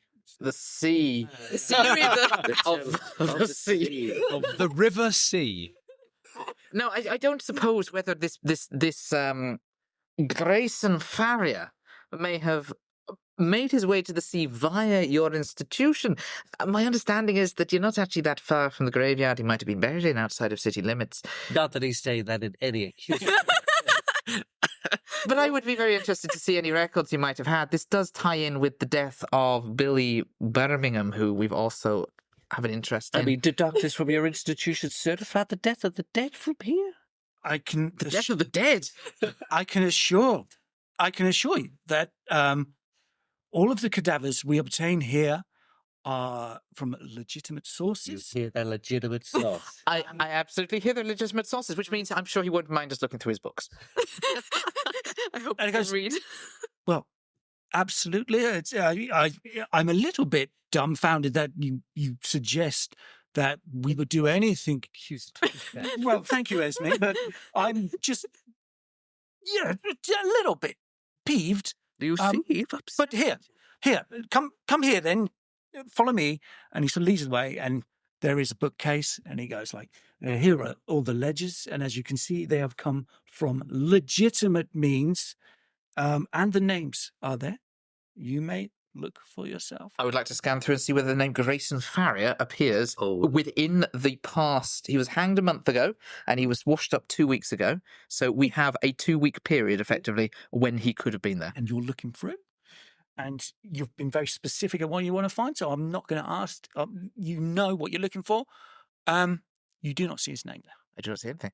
Well, thank you, Dr. Colchester. I find this is most reassuring. As I said, due diligence, not in an accusatory way. Well, thank you. So, the feather.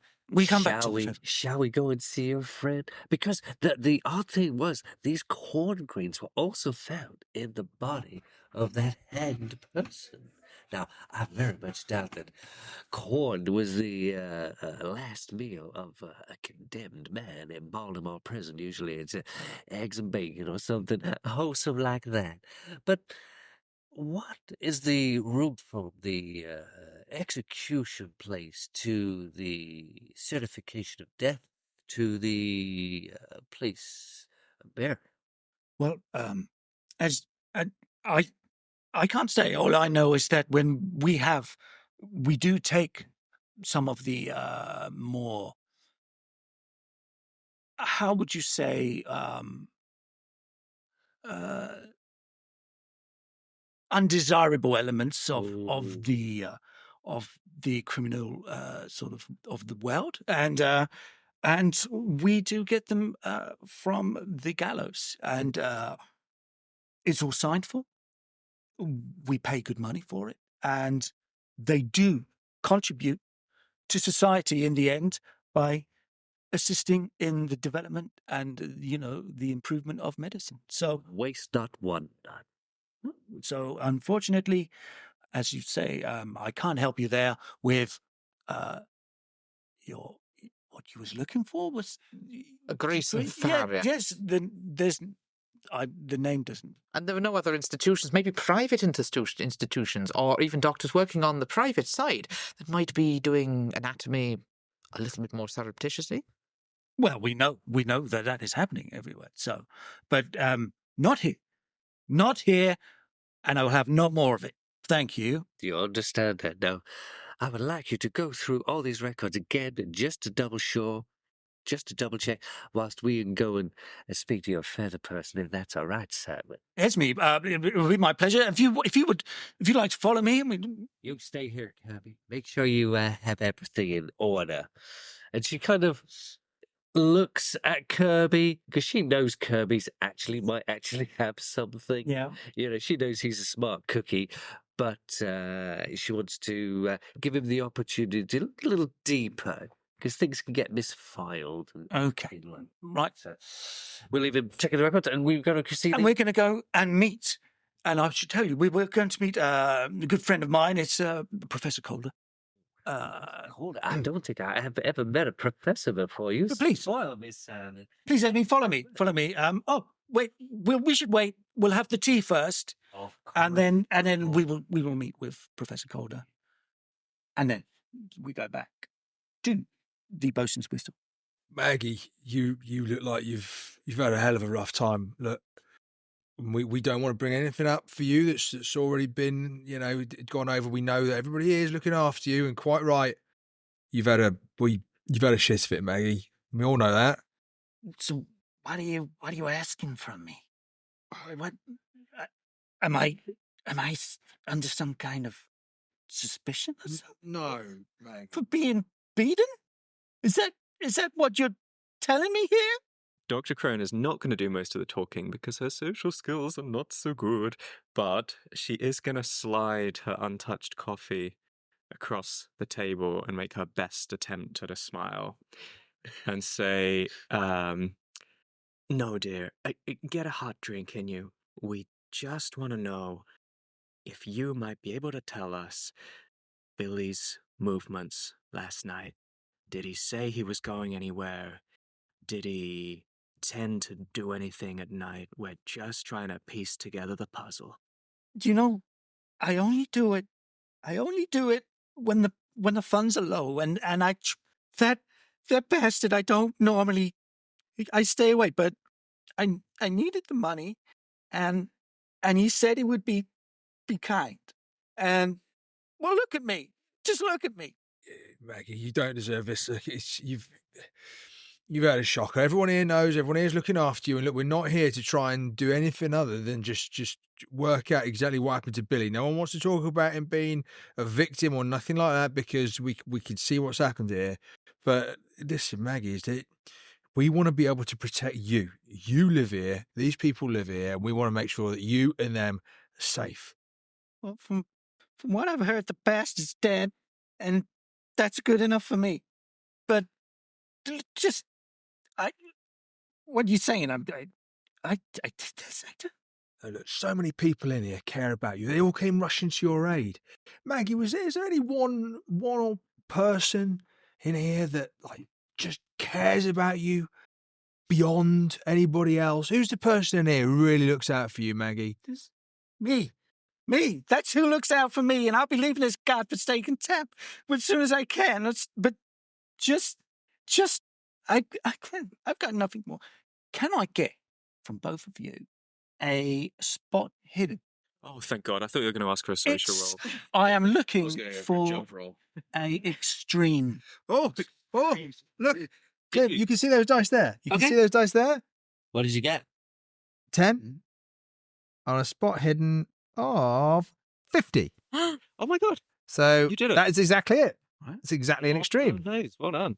It's very, very light, but you can pick up a very, very distinct smell. It's earthy and it's musky.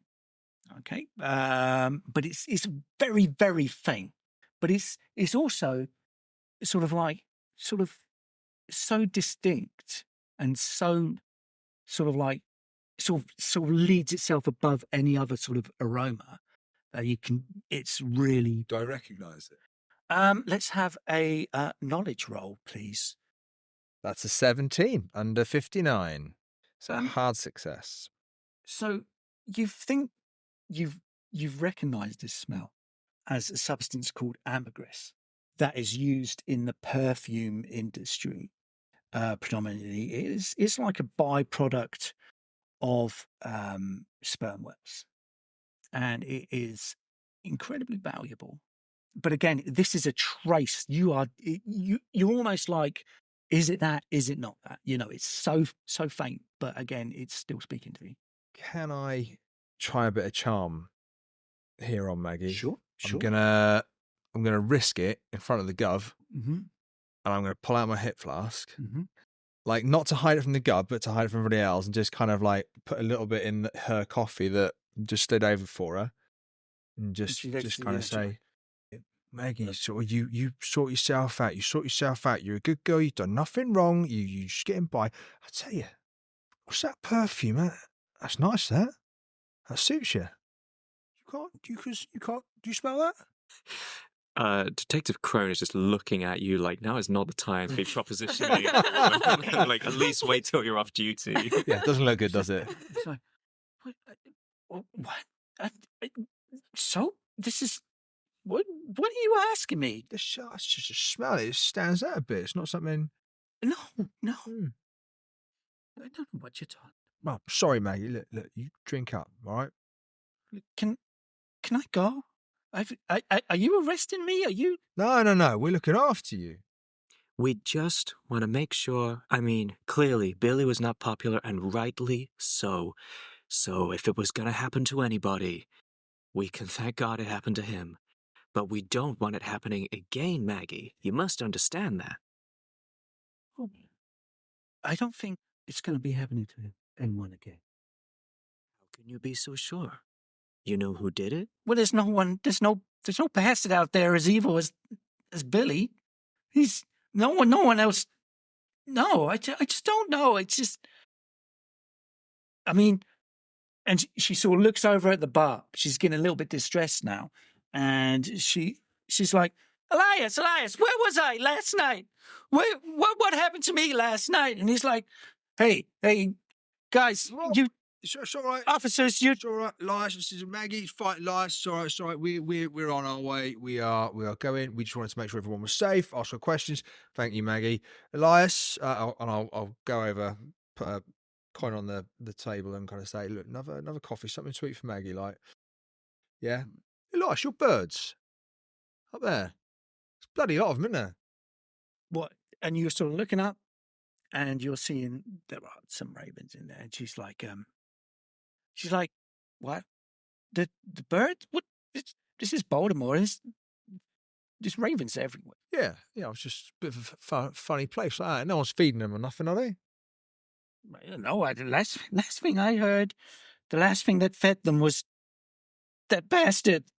And she just starts drinking her drink, and she's like, please, if you don't mind, I've had a hard enough time. Well, I know you rest up, Maggie. You rest up. Cheers, Elias. I think we've cracked it. This is a bird feeding gone wrong.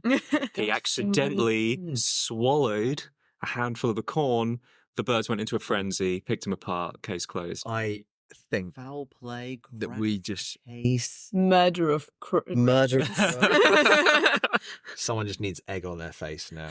Uh, Gov, look, we've finished up early. Like, I know I don't want to speak ill of the rest of the detectives, but speak freely. or maybe we get to the cottage. It's down the road. You know, they were talking not getting there for like 4 or 5 hours or something. It's like 10 minutes away. waste And of it's police like time. Let's 10, head there directly. 15. So just thought maybe we could have a nose about, because you're still in a conversation about 3 days away. And we go back to the Baltimore Institute of Medicine. So Dr.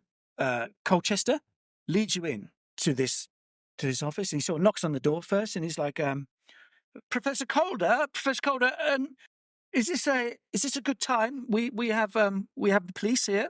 They would like to speak to you. And you hear a voice from inside saying, yes, bring him in, please, bring him in. And the door, bring her in, and the door sort of like, he opens the door and goes, please, I shall leave you now. In Very courteous. I hope the professor is as helpful as you. he can be a bit gruff sometimes. Leave him with me. So, Dr. Colchester sort of walks away, and you're left in there. What you see in front of you is this, again, smart, sort of prim professor, definitely sort of late 50s. He's got the sort of spectacles, sort of like half-moon spectacles. He has got a gown on. He is in a room is filled with. It's almost like kind of like an apocryphy sort of thing. So there's filled with jars of like different sort of bird species in sort of formaldehyde and everything like that. Okay, and as you sort of walk in, you see that he is kind of at the moment opening in the middle of dissecting what appears to be a stalk. At the head of the stalk is a woman, also gowned, and she is sort of holding over the beak of this stalk, sort of like a tube that sort of, as you watch, sort of leads away to like a sort of gas kind of canister thing. All right, let's check Esme. Education is 65. And Esme roughly figure out what's going on? Yeah, you can see a dissect. It is an actual dissection Of a live bird, is this? Can I get a spot hidden, please? Yeah, sure. That is a failure. She traces the tubes and just looks in awe. And you see, like, yeah, but do bear with me, please. I'm sort of in the middle of some important work. How can I help you? Could you take a moment from dissecting your dead bird? No, I can answer you as I'm going. Please, this is very important. This is a live specimen. Alive? It What is- are you doing to that poor creature? It's fine. It's asleep. It cannot feel. It's Miracles of modern medicine, Professor. You are very impressive. well. You may want to take a closer look. Oh, I have seen quite the sights today, which I have to inform you about. But she will lean in and take a look. Okay, and you can see, like, he's opening up and he's looking. This is the stalk is a remarkable bird. If you have a look, you can see the heartbeat in there. Oh, It goodness is me. and it's going like. It is a miracle. A lot of stress on a tiny, tiny little heart there. This is the nature of birds, as you know, and this is what we're looking into. Nature of birds? Would you know if birds would come together in a cataclysmic attack on an individual if provoked severely enough? Have you heard of Alfred Hitchcock? So there's yes, it does happen. There's certain species that will definitely defend more and more a defense mechanism, defending sort of like nests and so forth. Why? What you have for me then? You see, we're investigating the very natural death of a poor whaler who was set upon by some kind of animal attack, and we were left with these black feathers, and they seem a little large to be your usual crows or ravens, but I would leave it to a suitable expert like yourself to confirm whether or not these are a local variety or something not commonly found in the area. Corvus corax. Corvus corax. Oh, right. Okay. It's the raven. Oh, the raven. Oh, You may know it as the raven. heard its Latin name before. That's so clever. So there you go. So it's and again, yes, the raven has certainly been known to attack people. It's a very, very intelligent bird, but they tend to defend their nest as such. Right, I see. So silly sailor goes up trying to get some kind of raven eggs or something for his breakfast and gets set upon by crows. I mean, forgive me, I know Baltimore is very, very well known for ravens. I mean, somebody should name a football team after them at some point in the future. But any seabirds? Because as I say, this was a mariner. I can't believe that a mariner who is used to seagulls and everything like that would bother ravens. You know, perhaps That feather there is it's a raven. I know my birds. This is my job. I wouldn't doubt it. Yeah. goodness me. And do you recognize this corn at all? This was actually found in the body of, condemned individual. So, ravens do eat cereals and grains. That is their main diet. So, And it might be regurgitated as they made the attack. Is that what you're saying? either that or they were eating from the body. It could have been that way around. I don't know. But Right. Quite remarkable and very expected. You see, we have a lot of insurance money waiting for our verdict today. as you're having this conversation, suddenly the stalk I've distracted just him like- too long.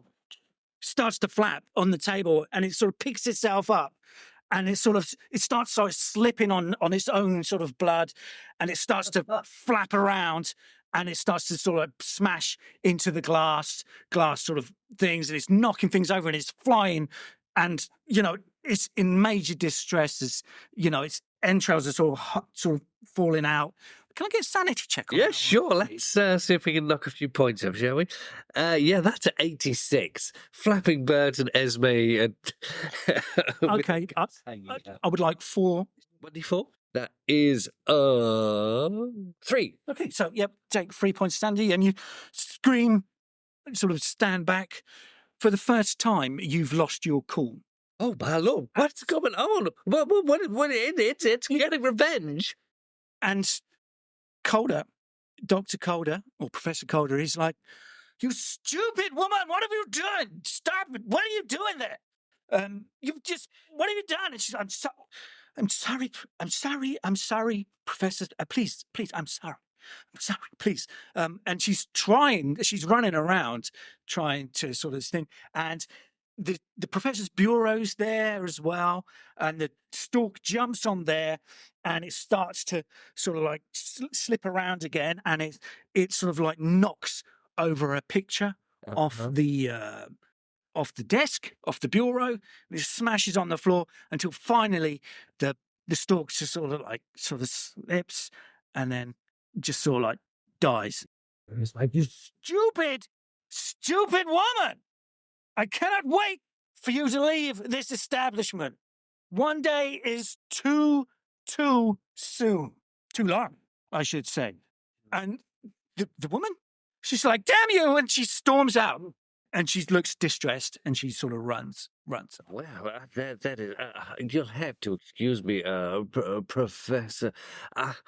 I'm rather distressed at all the sight. I must get myself some fresh air. I think I have some cleaning up to do. Please call back later, but for now... Please excuse me. And Esme's going to beat a retreat and try and chase after the nursing assistant, if possible. Okay. All right. So as you go out, I would like... Yeah, you see her sort of run up and you sort of follow as she runs up the corridor. And then she sort of runs into a door and slams the door shut. Oh, okay. Right. Let's go back to the guys. I feel like you guys have sort of been left in the dark for a little bit. You've made it to the cottage, right? Yeah. We have. Oh, were you the Before first you. ones there? Oh, turns out we decided to not read the books because we can't read. It's all right. When we get there, we're going to assume you're breaking Can't in. read those specific books, not just Yeah. we can't read. No, I've read books, at least 2 in my life. Okay. So you arrive at the cottage. It is like a typical kind of fisherman's cottage, right? Okay. It is kind of a one up, one down, very sort of small, sort of like one person inhabitants kind of thing. Okay. It is locked. Police. Knock, knock, knock. So there's no answer. Can I have the spot hidden, if that's all right? No, it isn't. All right. It's not actually, but let's do it. We have base, and I rolled a 36 over 25, so no. I could spend luck. You have already spent quite a lot of luck. I've still got 55. You do? I do. Hey, do you Oh. know what? I'm going to be generous here, right? Because all you're doing is looking through a window, okay? There's nothing. There's no signs of life in there, okay? is empty. Can we look around for like a spare key under the rug or whatever? No, We're police. We can break it. Yeah, but if there's a key. Who's going to arrest you? What a great motto. Exactly. There's such a thing as warrants back now. Okay, so has anyone got anything like sort of lock picking or I am strong. strong? I am also fairly strong. It's gonna say. Do you want to kick it open then, or Let's do it. Detective, I got this. Shall I assist you or? If you want. I want to prove myself. All right, I'm go going on. to be like, stand back. I got this. I will stand back and light Hold a my cigarette. coat. No, I fine. will hold your coat and light a cigarette. 66, under 80. The number of the Yeah. beast. Oh, wow. So- just like slams right open? Consider sort of yourself as soon as proved. it explodes. And promoted? That's not really my jurisdiction, Sonny. Well, put in a good word. I could do that. So I'm gonna read this to you. So the interior, what you find in the cottage is sparse at best. Okay, it is a simple one up, one down design, reminiscent of a fisherman's cottage. Okay, downstairs room, home's a simple sink, a stove, a hearth, a wooden table and chair. The fire that had been burning is now just reduced to cinders. There is a small degree of sort of heat still coming from it, but the sort of and the usual paraphernalia for keeping a fire is by there. Apart from that, it is pretty much a sparse affair. He looks like someone who's just got a very straightforward, sort of like no nonsense sort of mind. The only thing that is particularly of interest is his duffel bag that is packed and by the chair. Do you think he packed that to move onto the ship, potentially? He was on his way to that ship. Strangely, my hunch is more he wanted to get away elsewhere. Shall we look inside? Yeah, of course. Oh, Let's do okay. it. What color is the duffel bag? It's sort of like a khaki, sort of traditional sailor's duffel bag. Okay, I'm going to open it. So you start sort of working through it, and it's just generally his attire for when he's at sea. Although once you get to the bottom, and it's empty, you sort of lift the bag up, and it still feels like it's got some weight to it, more than you would suspect. I take out my knife and I start cutting into the in-between area of the duffel bag. So, yeah, exactly. And you open it up, and out falls like this sort of black cloth. It's like just falls quite heavily onto the floor. The hell is that? It looks like a black cloth, detective. Well, yeah, but what for and what is it? Well, he was clearly hiding it, so maybe it's valuable. Could it be whale skin? Oh, surely not. Isn't that much thicker? It's quite heavy. This is like a slapstick sequence. Are you guys going to look inside the cloth? Oh, and so it doesn't unravel. It's like No, yeah, so it's all bundled together. Yeah. I just assumed it. Okay. The fact that you're opening books, it's like looking at them upside down, like, I don't think these are real numbers. And then you're like, well, this is a really heavy cloth. Well, anyway. Huxley's more of a beef boy. Same here. With two beefy boys trying our Smart best. beast boy. I ripped the cloth in half. In fact, because of who you are, Lightly Huxley, kicked. I'd like a knowledge roll from you, please. Oh, well, I do have 50 of that. I know 50 things. I rolled a 30. That's almost a hard success. You can So- name all the states, but that's it. As you pick it up, you're familiar with the weight and the feel of. I have what's inside. lifted heavy things like this before. It's and you sort of start to feel around, and you feel like underneath there's an outline of some kind of knife. This is a weapon. I will open it carefully. And so you start to unfurl this It may be looted. this black cloth. Yeah. As you unfurl it, you realise it's not just a cloth. It's got a hood. It's like a robe. Okay, and eventually you find the knife that is hidden within it. Okay, Ooh, how big is that?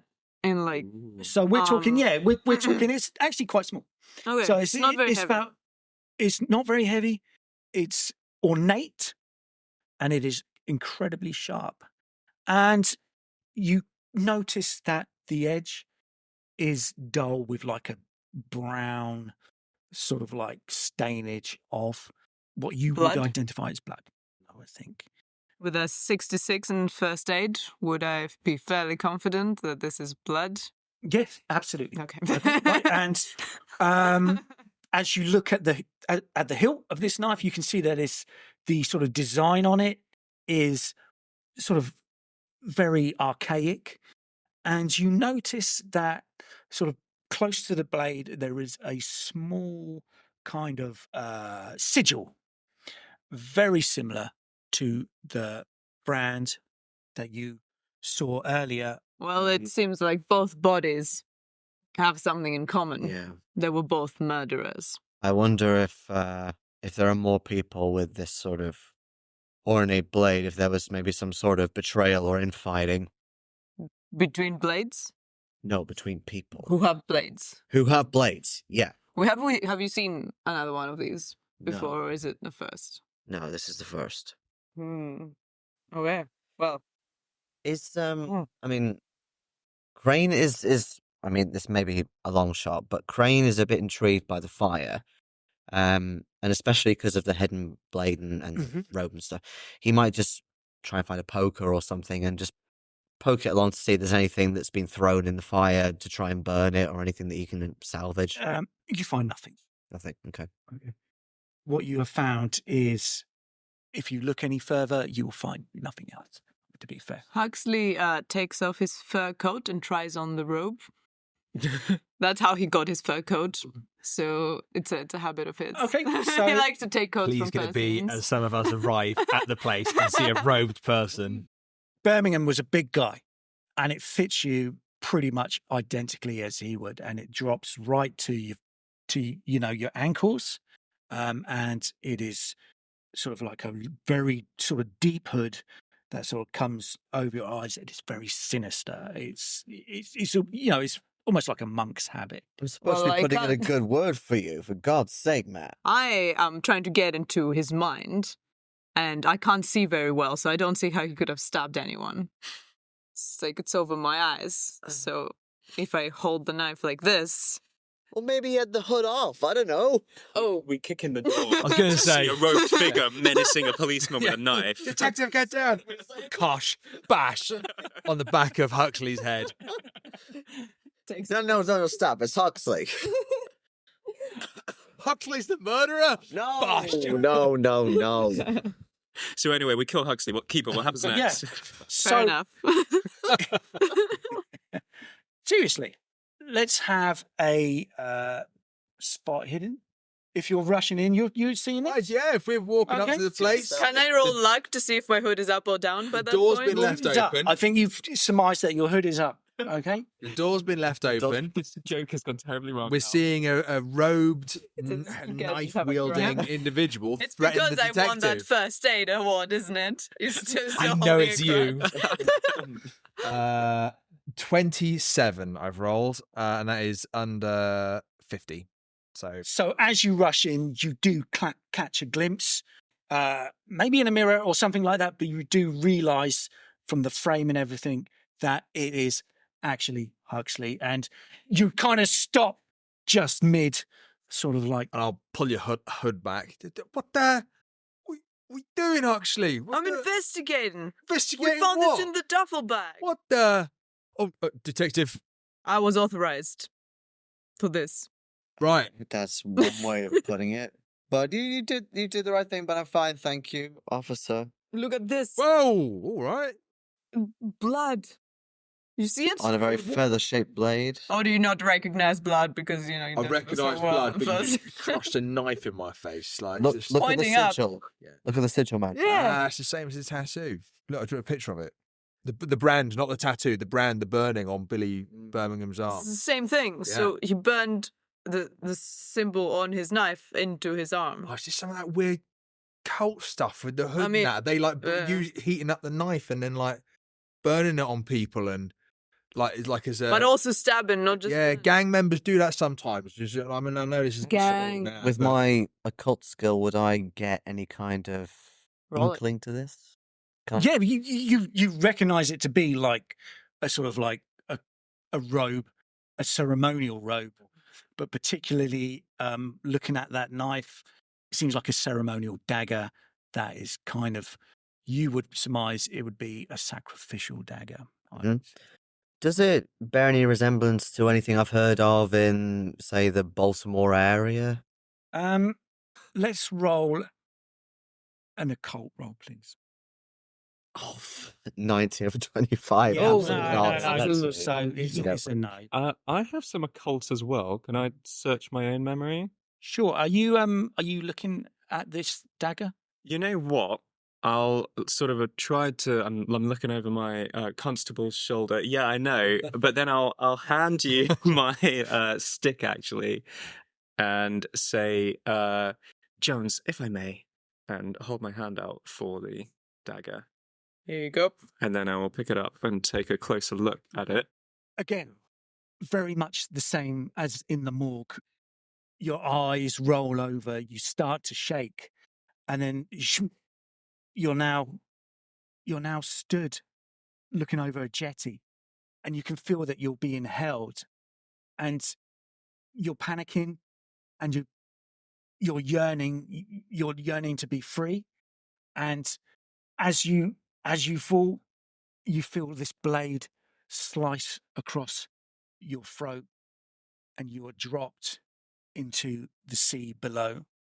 And as you fall, you cry one name, and you say, Celeste. And then everything goes black.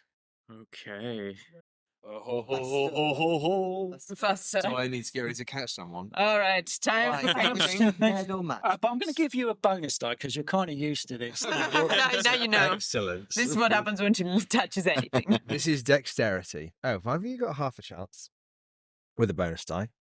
Okay, not that one. Oh, it was 88, but now it is 8. Not only do I catch you, but I smile at Huxley as I do it, going, this is how you look after your detective.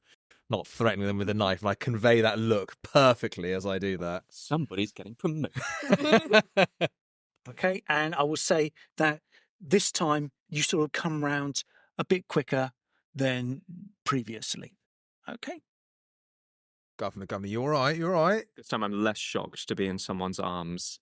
And I just sort of blink a few times. I'm like, yes, forgive me. Just an intricate case this. Most interesting. You went a bit funny there, like you. Nonsense. Right as rain. Right. A ceremonial dagger, I fear. Some sort of secret organization. What say you, Crane? Why me? Because you've got an occult skill as well. I don't know. How Are do you in a secret organization? Yes, of course it is. I have no idea where it came from, though, or who did it. You look a little dazed. And confused. Dazed and confused. Both at the same time. Nonsense. Right as rain, I tell you. Have you searched the premises? Anything else of interest? It's just this bag. The fire was burning up until recently. But there was nothing in it or anything like that. I'm just gonna do a quick once around the outside. We've got about 5 hours before the other guys turn up here, so can I keep it just go outside? Nothing other than just a genuine sweep around. Is anybody looking at us because we've turned up at Billy Birmingham's place? Is there any kind of, I don't know, anything suspicious about the nearing properties or anything? You have a look. No, it's the streets are very empty because of the snowstorm. Everyone's sort of staying. There's smoke rising from all the chimneys around, and yeah, it's bitterly cold. So everyone is basically staying as Are much there as ravens possible. on the roof? Are there ravens on the roof? Yes. Are the ravens on all the roofs or just this one? Just this is Baltimore. There's ravens everywhere. Not that Yeah, but interesting. ravens are smarter than we know, really. Once my fellow officers have sort of stopped looking at me so closely and have dispersed to look around the cottage or whatever.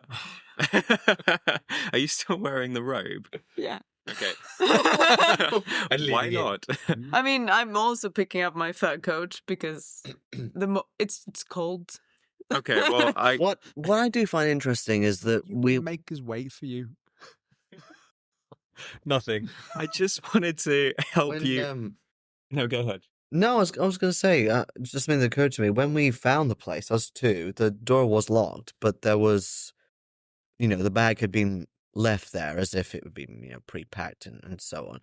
But it's interesting that, the fact that he locked it meant that he was going to come back for this bag later at some point. Or we never made it home. Well, exactly. That's what I'm thinking. Maybe he packed it the night before so that he can go to the ship next morning. Yeah. I do that sometimes. Well, if you think about, we found out the way he left Maggie. Maggie was someone that he was, paying for services, and he roughed her up, right, horrible. And, Anger issues. yeah, but he's done it on the night before he's about to set sail. So I don't think he thought he was going to get, called for it in that. I'd like to just help. I'm like, Officer Jones, if you wouldn't mind relinquishing the evidence, and I'm going to start peeling the robe off of you and folding it back into the duffel bag, and I just kind of have a quick glance over both of them as I'm packing the one into the other. Do I get anything special? Yeah. You Pass out So- again. no. I collapse into the bag. You get, you shiver. You get the hackles on the back of your neck rises. You feel like you felt this before. Can I try and observe that and see what's going on with the detective? Yeah, let's have a psychology roll on that. Can I be cheeky enough to roll that as well? Yeah, go for it. Anyone in the room can roll for that. If I can, but I just assume she's cold. The 88. I've got Oh my God, am I gonna pass 31 any under rolls this 55. Scenario. Yeah. So you determine that I see there's something else. Isabella's not really giving you everything that she knows. Isabella, please can you leave the room?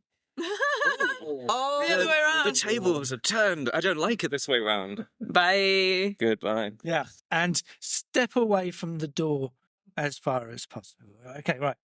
So we go back to the Institute of Medicine, right? Okay. We're just You have just you followed this young lady Indeed. into an office. You're currently outside. I've been searching just looking through the books again. Mm-hmm. Once I've finished that, I will come out to find the detective.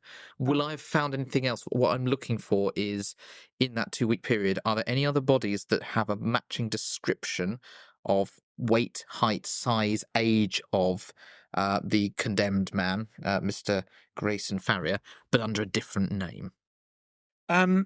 Yes, but because Grayson Farrier was an average-sized man, and when you look at the the dimensions of the bodies that have come through, they are pretty much all around that thing. So, as far as you're concerned, and as well, I would like kind of a psychology roll, please. This is kind of like a My psychology is base, so give that a go, shall we? Oh, no, sorry, my psychology is 50. Ooh. And that is a 10, which is an extreme success. So, when you was talking with Dr. Colchester, you did get the sense that he was genuinely put out with some of your questions, and that he was quite proud of keeping things in order and everything by the book. In that case, if Dr. Colchester is nearby, I'll mutter an apology and say, I'm sorry. As you understand, the world of policing is not a very nice place. We have to be forthright with our questions. If any offence was caused, I do apologise, and I hope, obviously, that this will not impede any further collaboration we have between our two services. The more science falls into the field of policing, the better we will all be, and I appreciate your efforts. I truly do. I do apologise myself for maybe getting a little flustered. I'm a proud man, and I take my work very seriously, but absolutely, I'm grateful that you do your job as well as you do. And with that, Kirby walks out into the corridor to find his detective. And so it's up a flight of stairs, and as you get up to the flight, to the top, you actually see. Let's have a dexterity check, please. Oh. That is a 0.5 under 60, which is another extreme success. Okay, so I'm liking these dice. This woman sort of shoots past you, but you manage to sort of like dodge, because you could have been knocked down the stairs, right? But she shoots past, and you sort of see her walk past, and you can sort of look behind, and you can see Esme Ward sort of following sort of behind. Okay. And she closes the door. Yep. Yeah. She closes the door. Can Esme hear anything, panting or mumbling or anything like that? You can definitely hear. Well, you can hear panting, and you can hear like a sort of. She's going to tap very quietly on the door and said, hello, dear. This is Detective Ward. Are you all right in there? It was quite a surprise what happened to that bird. Or I fear it was something that I said. And then you sort of listen, and you just, okay, come in, please. Okay. Does she see Kirby as well? Yep. If you've caught up at this time, you're just like, Kirby, would you mind waiting outside to make sure we're not disturbed? Is Kirby there ready to come in? Yes. Can you wait outside? It's very important. Very well, Detective. I'll make sure that nobody comes and disturbs you in your room. That's right. While I try to reinsert myself into the narrative, but that's fine. I stand out the back. Take the day off. Is this where we have like You need a holiday. room that you have to go into? It's a woman. I'm just very conscious that Howl's waiting outside. Who is this Howl you speak of? I apologize. I apologize for what just happened there. I'm so sorry. It's all right. It's just the two ladies together, just talking nice and naturally. And as you're talking, she sort of gathers herself up, and then she unties her apron, and she sort of hangs it up, and she says, I'm done with him. I'm glad to be leaving. I'm going. You tell her where to stick it. You shouldn't be spoken to like that. You should let any man. Women are equal citizens, and look at yourself. You're an educated person, helping with a professor, no less. A good, educated lady like you will have no problem finding a job somewhere else. Although the Baltimore establishment is very, very fine, might I ask, what on earth has he been saying to you? You can't press charges if that is an issue. He's never liked me. He's never liked me, and since Elizabeth has disappeared, he's taken it out on me, and I have taken the brunt of it, and I'm done with it, and I'm going, and I'm glad to be going. You tell them. Forgive me, Elizabeth. Is that another one of his assistants that he is abusing? That's his daughter. His daughter? What happened to his daughter? We don't know. You must have heard of it. You must have heard, like 2 years ago. His daughter went missing, and the police must know this. Sure. I'm sure they do. I might not have been assigned to that case, because I assure you, I would have found her. Where on earth was she last seen? Well, I believe it was down by the docks, but that was 2 years ago, and there's been no trace since. And she was very dear to us all. And she sort of chokes up as she's speaking. That is no reason for a man to speak to you like that, professor or no professor. Oh, you poor thing. Might we transport you into town, perhaps? No, I've got to pack. I've got to go. I'm leaving. I've been sort of planning this for a while. I've got a case to study. I'll be following the black-backed albatross in Peru. What? No, black-backed albatross. Yeah, sorry. I should start at the beginning. My name's Esme. What's your name, sweetheart? I'm Professor Elaine Celeste. Professor Elaine? And you let him talk to you like that? That is no. He is my boss. I have no choice. This is the world we live in, and I can't live with him anymore. And I'm glad to be going. I've got a year's study, and I will be glad to be gone. I need to get out of this godforsaken. But tell me about this. What is your passion? What are you going to explore? The Black-backed black-backed albatross in. I've never heard of one of those. They're fascinating. They're fascinating, but it's Peru. It's going to take me a while to get there. I'll be sailing. I'm sailing in the dawn, and we'll be leaving, and I will be glad to be gone. Now, please, if you will excuse me, I have a lot to pack. Of course. Like I said, I have a carriage outside. I could drop you anywhere you might like. It's fine. It's fine. I have things to do. I am not ready to leave yet. Very well. Very well. We shall leave you to it. Professor, I really do wish you all the best in your studies. You've done the right thing. Be rest assured. Can I get a spot hidden from you, please? I could try. It's going to be an extreme. It's got to be an extreme. Okay, I have a 21, so I am going to lock that down to an extreme on my spot hidden, which is 9 points. 9 points. Okay. If that's okay. So, luckily, in this office, there is a distinct aroma. It's earthy, it's woody, it's musky. Can I have a knowledge roll, please? Yeah, sure. That is a 42. Yes, that is a success. Again, it is a scent that, being a whaling sort of community and, is quite predominant, it is the smell of ambergris. I think Esme might have...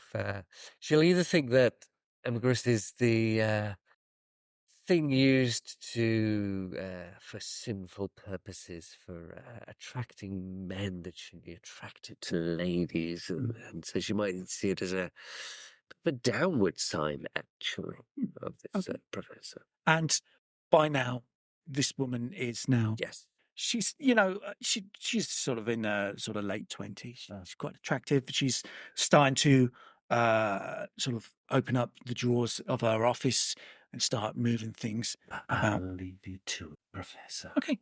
I want one more extreme spot hidden. That is a 36 number. Spot hidden is 60. Are you going to be the group luck roll very soon? Hang on a second. I need a 12 and I rolled a 36. So is that 24? 67. It's still better than mine at 30. 43. Luckily. Mm-hmm. Wow. I rolled 75 luck at the beginning. It's kind of like, now's the time. Yep. Yeah. Luckily. Yeah. You, as she's opens up one of the drawers, there is a sort of rattle. And you just quickly glance just one small sort of circular piece of metal just sort of slide sort of forward and then sort of clatter against the front of the drawer, and then she shuts it again. Do I recognize it? Is it some sort of apparatus or some kind of... Do you recognize it? I'd like a knowledge roll. Knowledge roll? Okay, let me... No. I'm going to... Oh, should I do it? No, because that would be cruel. Go on. It's Animal Esme. handling. Animal handling. Oh, my Lord. Ooh. Did you say rattle or rat? Rattle. So it's sort of the metal sort of rattles as it moves. Imagine It could be rattling. Animal handling makes me think of rats. I might not be able to luck this one. Let's see how I get on. 84. Oh. Well, that's nice. Yeah. And so whatever you see, it doesn't really sort of strike anything. I would like a psychology roll as well. Yeah. Sorry. This is fine. I mean, Esme isn't. So 13 on a psychology. Yes, that she makes a psychology roll. So you notice that when she opens the door, she shuts it. Yeah. quite keenly. Yeah. Birds.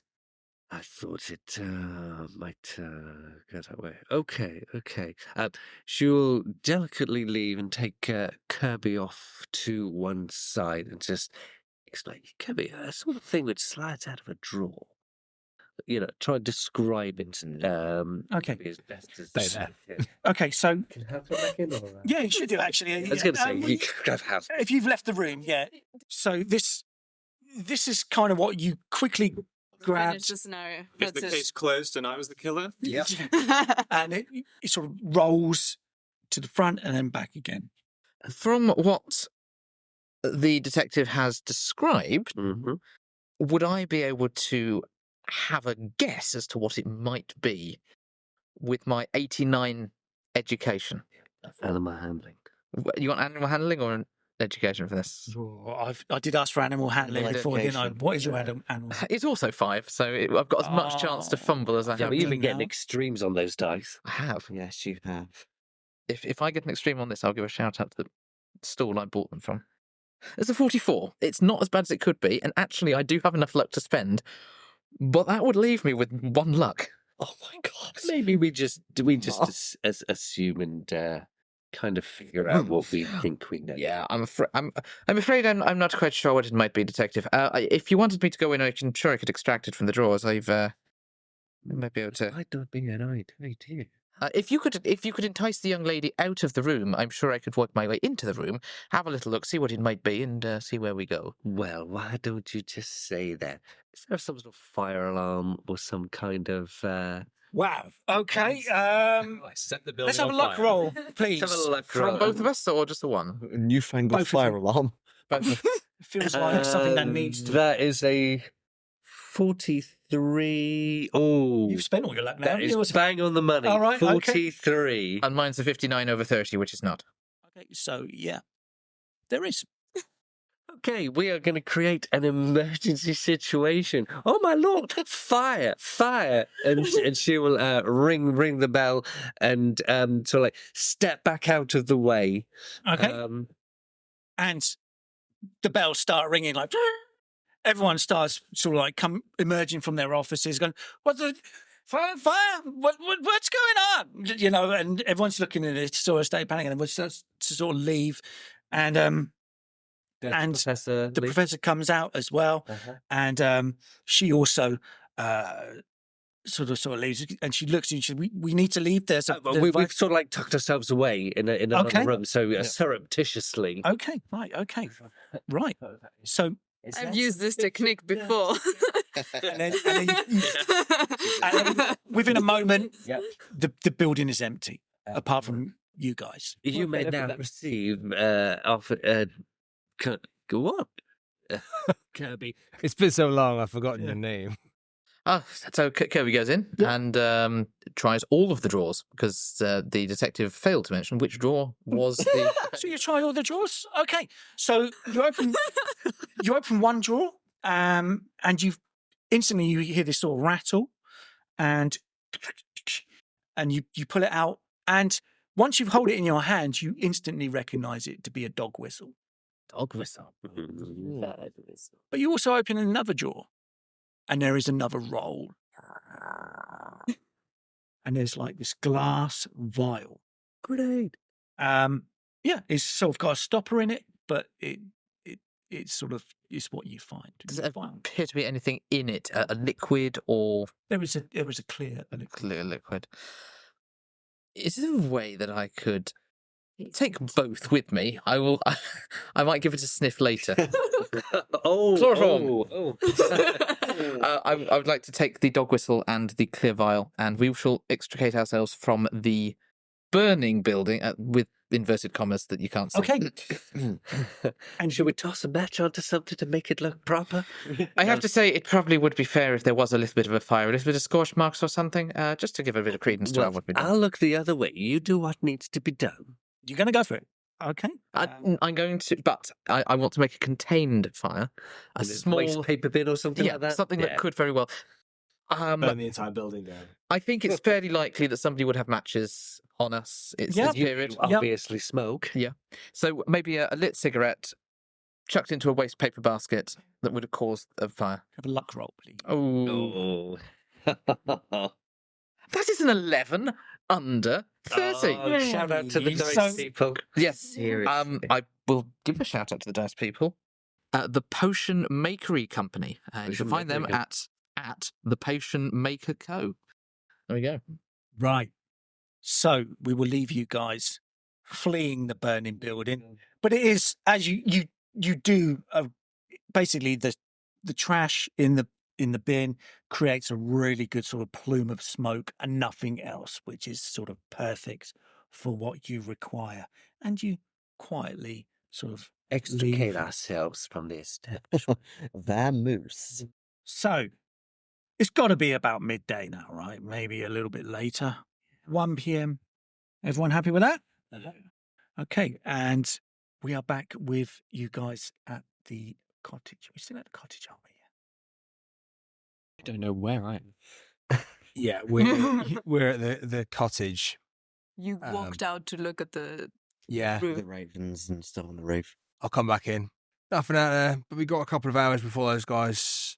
Well, I know this makes no sense, but since we have all this time, why don't we check out the Raven? Not saying that it's linked to whatever's happening just because of the name, but it's Well, like pretty close by, and it's called the Raven. That's not a whaler, is it? No, it's No, a no, no. crippler. Tiny little A things. crippler? Just hang on. Just outside of the game now, you guys only Esme Ward knows about the Raven as such.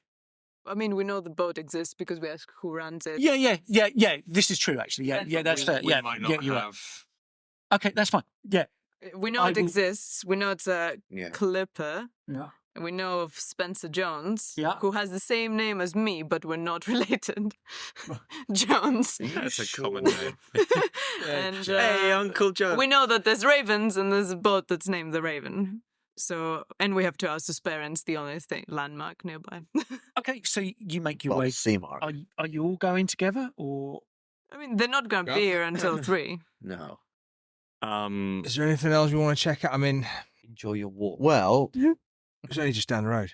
it would be very interesting to see if Birmingham actually locked its door and went to the Raven first for some reason. I don't see why he would, but far be it from me, of course, to criticize our colleague. But it strikes me we will be wasting time. As Just opposed simply- to sitting here around the fire. More precisely, Oh, we will be wasting time to remain That here colleague. waiting for them. okay. We agree. Yes, I was right. Constable. It's what. So what's the problem? Okay. No, there was no No, problem. it's good. Let's go. Yes, Walk carefully, everyone. The snow is slippery. quite. so you make your way down? I am gonna write. And a I note roll just in something case. to see if I slip on the way. I'm gonna write a note. I'm gonna find some can't be paper in that many. Birmingham's place and just put Oh, smart. dear other Gov. The cup. The god. Gov We've 2. gone to the Clipper Raven BRB. on hunch. BRB. XOXO. Yeah. So we'll say you guys are now making your way back to the cottage. Are you going to St Agnes? We still have, obviously, it's 1 o'clock now. Yep. We've got time. We have plenty of time. Those idiots aren't going to be. So it's 15 minutes sort of walk, maybe a little bit longer, but you do get back to the dock. You can see the Greyhound. You know, is still sort of being loaded. The docks are busy, and again, the Raven is also in a similar state of readying itself for departure. How would you like to proceed? Go. Happy to go up and ask a few questions and that, or would you, best off speak to some people down here? Do we detain anybody? I can walk in there. Why are you all looking at me? This is the first I've heard of this boat. Well, the keeper said you know about the Raven. Me? No. No. No, Whoa. Esme. You know about the Raven. Yeah. Sorry, going on there. detectives look the same. to me. We're only going there on your hunch. You're Crane. You're Crone. You're Crine. And you're a crow? You're Crumb. You had the ship's captain screaming at you the difference between the two Yes, ships. he He was- was going down there. Yes, he was very based on that information. insistent. Exactly. We don't know squat about this, but we're just. So why don't we take the lead?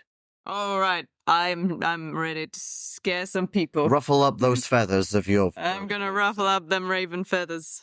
Okay, so you make your way down, and again, very similar to previously. It's almost identical. There's like crates being loaded on, and there's a lot of jostling. There's a lot of like grumpy nautical seafarers and that kind of thing. So Full of nautical seafarers. Oh, something I've just realised we've not even thought of. Uh-huh. We don't what- know how to swim.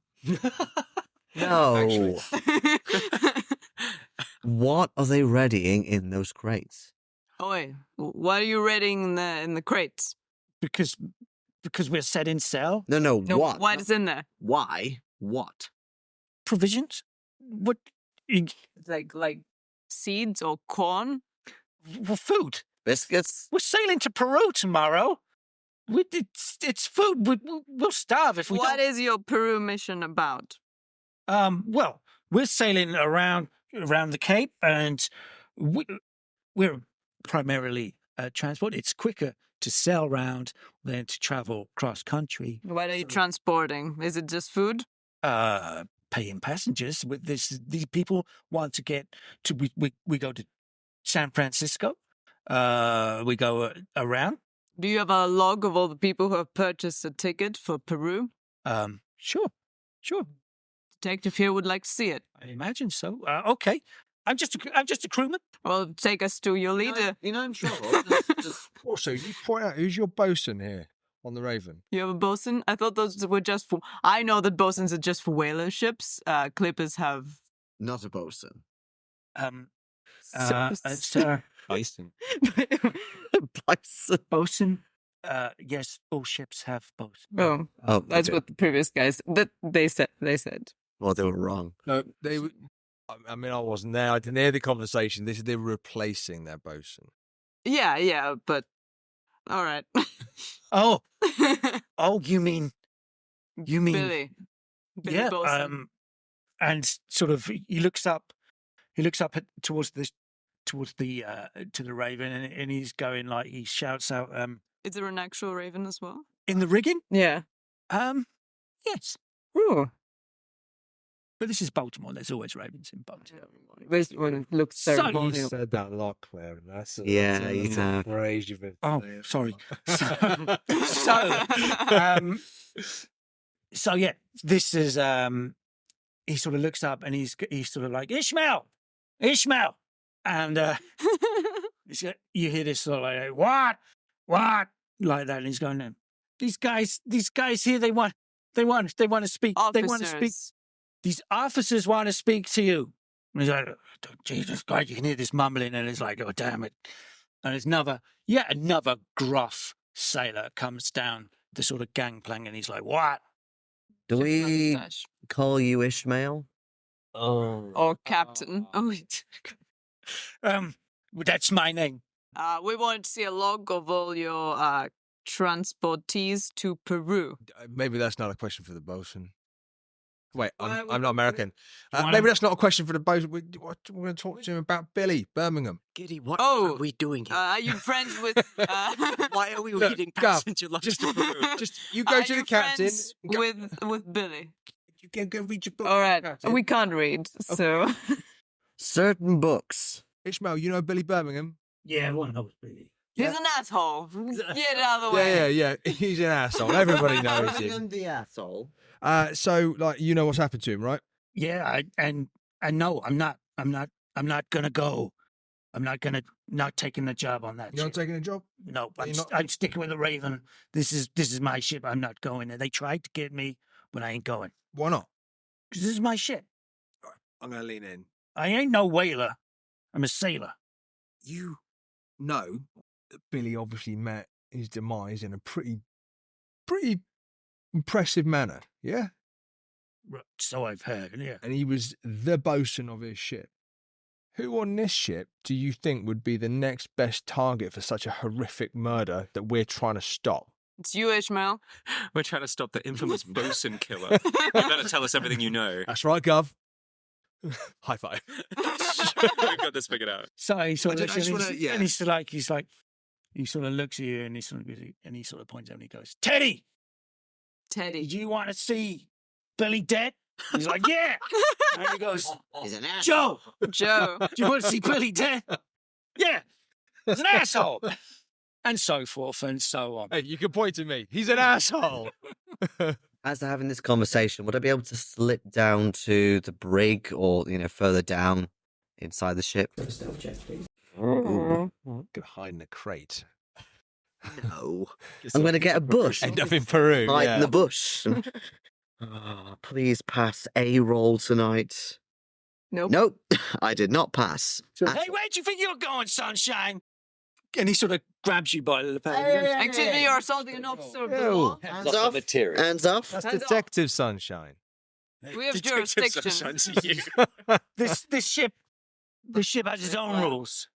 So it's like, it's a bit of a standoff where everyone's sort of wondering, what's happening. He's got, look, you want to get on board, you get the captain's permission first. Yeah. All right, fine. We'll talk to the captain first. But we want to take a look around, It's been a murder. Just follow me.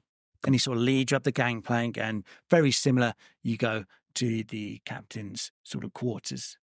And he's like sat behind the bureau, very similar again. It's like another gentleman. This guy's got a very sort of full beard, okay? Very full beard. Is it made of raven feathers? It's very sort of grey. He's got a sort of really thick fisherman's jumper on as well. It's like roll neck. And he's sort of grey in at the temples. And he's sort of, he's going, how can I help you? Well, we'd like to take a look around, for starters. We noticed that this ship has been moored for a few days, and I can't allow that. I'm afraid it's not going to be happening. We are far too busy. If you have no warrant to search this ship, I am not going to allow it. Warrant? would I be This able day and age? to roll law for that? Like, do we need a warrant, really? Got any fast talk in there? No, just law. Listen, I see so far, what? 1, 2, 3, 4 trespassers on my ship. Ooh. I see at least 40 men on my deck that would be more than willing to escort you off the ship. Exactly. So why on earth would we come on here to trespass when there's 40 to 4? Look, we are officers of the law. We're trying to prevent murders. Murders that happen to people on ships. And you are standing here trying to obstruct our investigation. And would you tell me who's been murdered exactly? Billy Birmingham. Asshole. You don't know? I heard that he was brutally attacked. Why? No, he was murdered. I mean, he's dead. Well, people die, but it's not going to happen. It's not going to make any difference. You are not permitted on board my ship. So you're I am hiding quite something. within my... No! It sounds like quite a lot like someone who's hiding something. Can I like be giving them a bit of a bit of a signal? Because I'm pretty sure that we don't actually have any authority on this ship, even though it's docked. But it doesn't mean that we have authority on it. I tell you what, let's do this. Let's have a opposed roll on this one. I was going to roll 40 times. I was going to say, just an intimidation roll. I'm going to Can roll. anyone give me a bonus die? Roll against your power, I suppose. Yeah. Oh, is he intimidating us? I am intimidating. Can I intimidate back? Oh wow! Yeah, let's go for it. Okay. May I assist? No, but I'm going to say you can individually do it. Okay, so Okay, good luck. Thanks. I have 7 to 5. So. Shout it out. I'll have the lot of you. I rolled a 5. Oh, yeah. So how you retort is To the captain. He's saying, he's basically, right, he's giving his speeches today. There's 40 men on this ship who are willing to throw you off.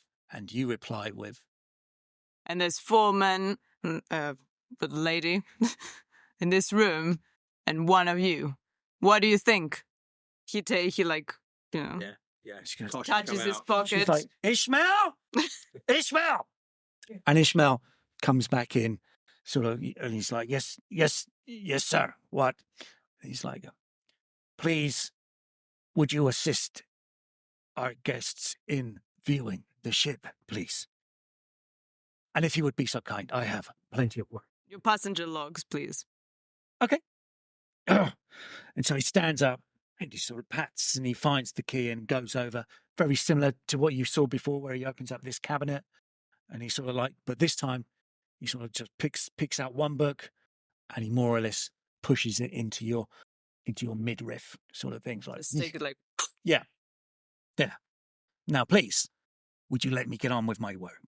we'll be back if we need anything course. else. Captain, if that's your real name. That is very ominous with you stroking that feather I at the know, same it time. was- Can I get a library skill? Use? Or yeah. I just want to Bloody look at the names, see if Oh, I you're going to look recognize through the any of names? them. Okay, so you're I- looking through the names. Do I recognize anyone at all? Or these? You're all present? I'm going to go smoke a cigarette out on the deck. You don't want to be dealing with this. No, but I also just think if you guys are doing the books and they're going to be getting a tour, it doesn't need 4 of us to do it. So just being a presence out there, watching the crew, just seeing who's about. Nothing. No role, nothing specifically, but just being out there. So you start. I'm going to suggest that you start reading through this log of the passengers. It's not that many. There's about 20 passengers on there. I'm actually profoundly useless at reading logs. I'd Same. like to go outside, not to smoke. I take a pinch of snuff up each nostril, Oh, and okay. I know.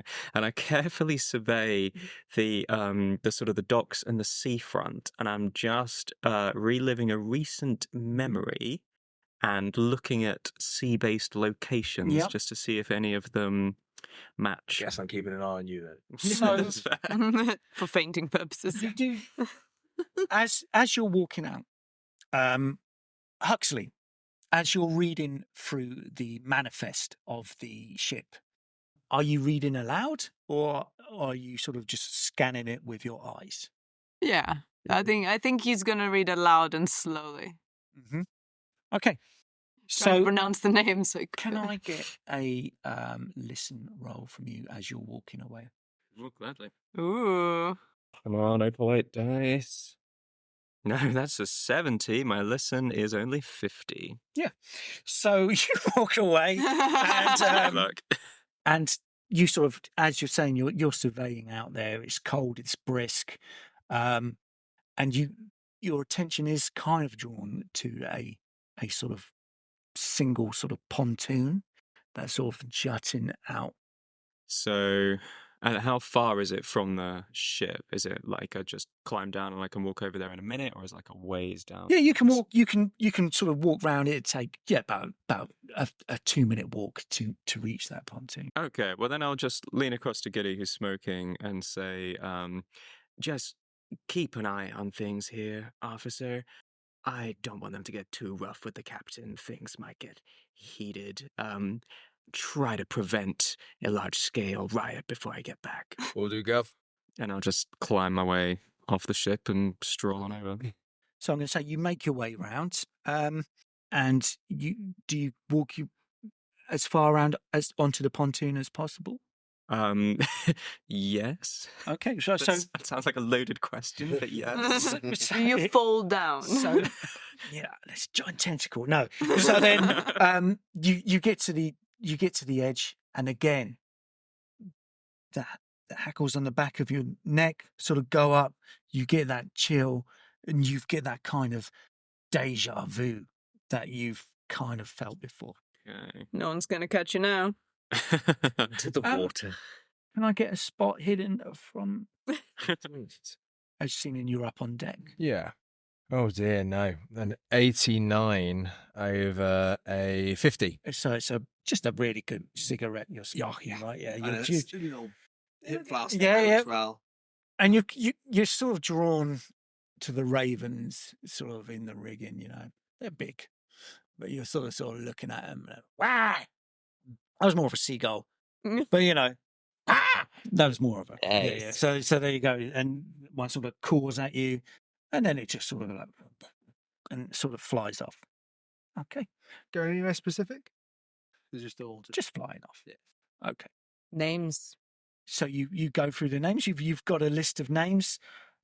You don't need to know the list of names at the moment until anyone else chooses to look at it as well. So, but are you keeping the list of names? Are you making a note of it, or are you going to take the book with you? Or I was just checking to see if I recognize any names. you don't recognize any names. What now, detective? No harm in taking the book. Yeah. You can always return it. No harm in stealing important documentation. It was handed to It's our us. turn We to can commit return it crime. later. They've started a fire. They're stealing. We're gonna have to kill someone and frame a raven. We're going to have to sink the ship. Anyhow, We can borrow it. I still want to explore, the brig and so on. I'm following. I will tell you now, there is nothing after your half-hour sort of examination of exactly of what you're looking around. Everything is legitimate, and everything is just being readied for as a vessel would to be making a long voyage. Okay, so let's go back to Esme Ward and Wallace Kirby. You guys have headed towards St. Agatha's, right? Just before we do, we wanted to see which direction the professor went. Or what, are they just gathering around, waiting for the fire brigade to arrive as they should? Oh, right. Yeah, so they're sort of mustered in the courtyard. They're all sort of shivering. They're very sort of like cross It is- about this. It is a bit cold, isn't it? Whoops. And as you walk past, they sort of you kind of see. Let's have a spot hidden. Okay, cool. That is a regular success. And for me as well, 38 under 45. Okay, so you clock the professor, and she clocks you, and she sort of tries to fade back into the crowd a little more. Let us go to St. Agnes and see if we can unravel the mystery of what was that hanged man who decided to escape his deathly bounds? Mr. Grayson Farrier. Grayson Farrier. And you said he had no record of a body of Grayson Farrier at all. There's no record of a Grayson Farrier. Now, there was a record of a few other bodies that matched his description, but Grayson Farrier was such an average man. Which was, if I remember, how much do I remember about the case of Grayson Farrier? Because I would have been on the... Yeah, it was basically a sort of domestic sort of crime of sort of passion. Was it an Was he a man with a history of violence, or was it just He was a petty criminal, but a petty criminal, not really a violent criminal as such. It was. So it's fair to assume I probably would have arrested him at some point to know what he looked like at some point in the past.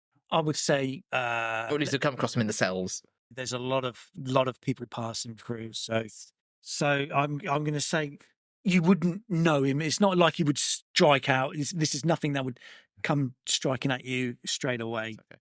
But I do agree it might be worthwhile checking his final resting place to see whether there's any evidence of his body having been tampered with. I agree. Let us head to St. Agnes and quite see what they have to say about things. It's might be something, but then we must get to the cottage because we want to beat those others to the evidence. Well, it's okay. We still have a couple more hours there, Detective. Certainly do. Ho, ho, ho.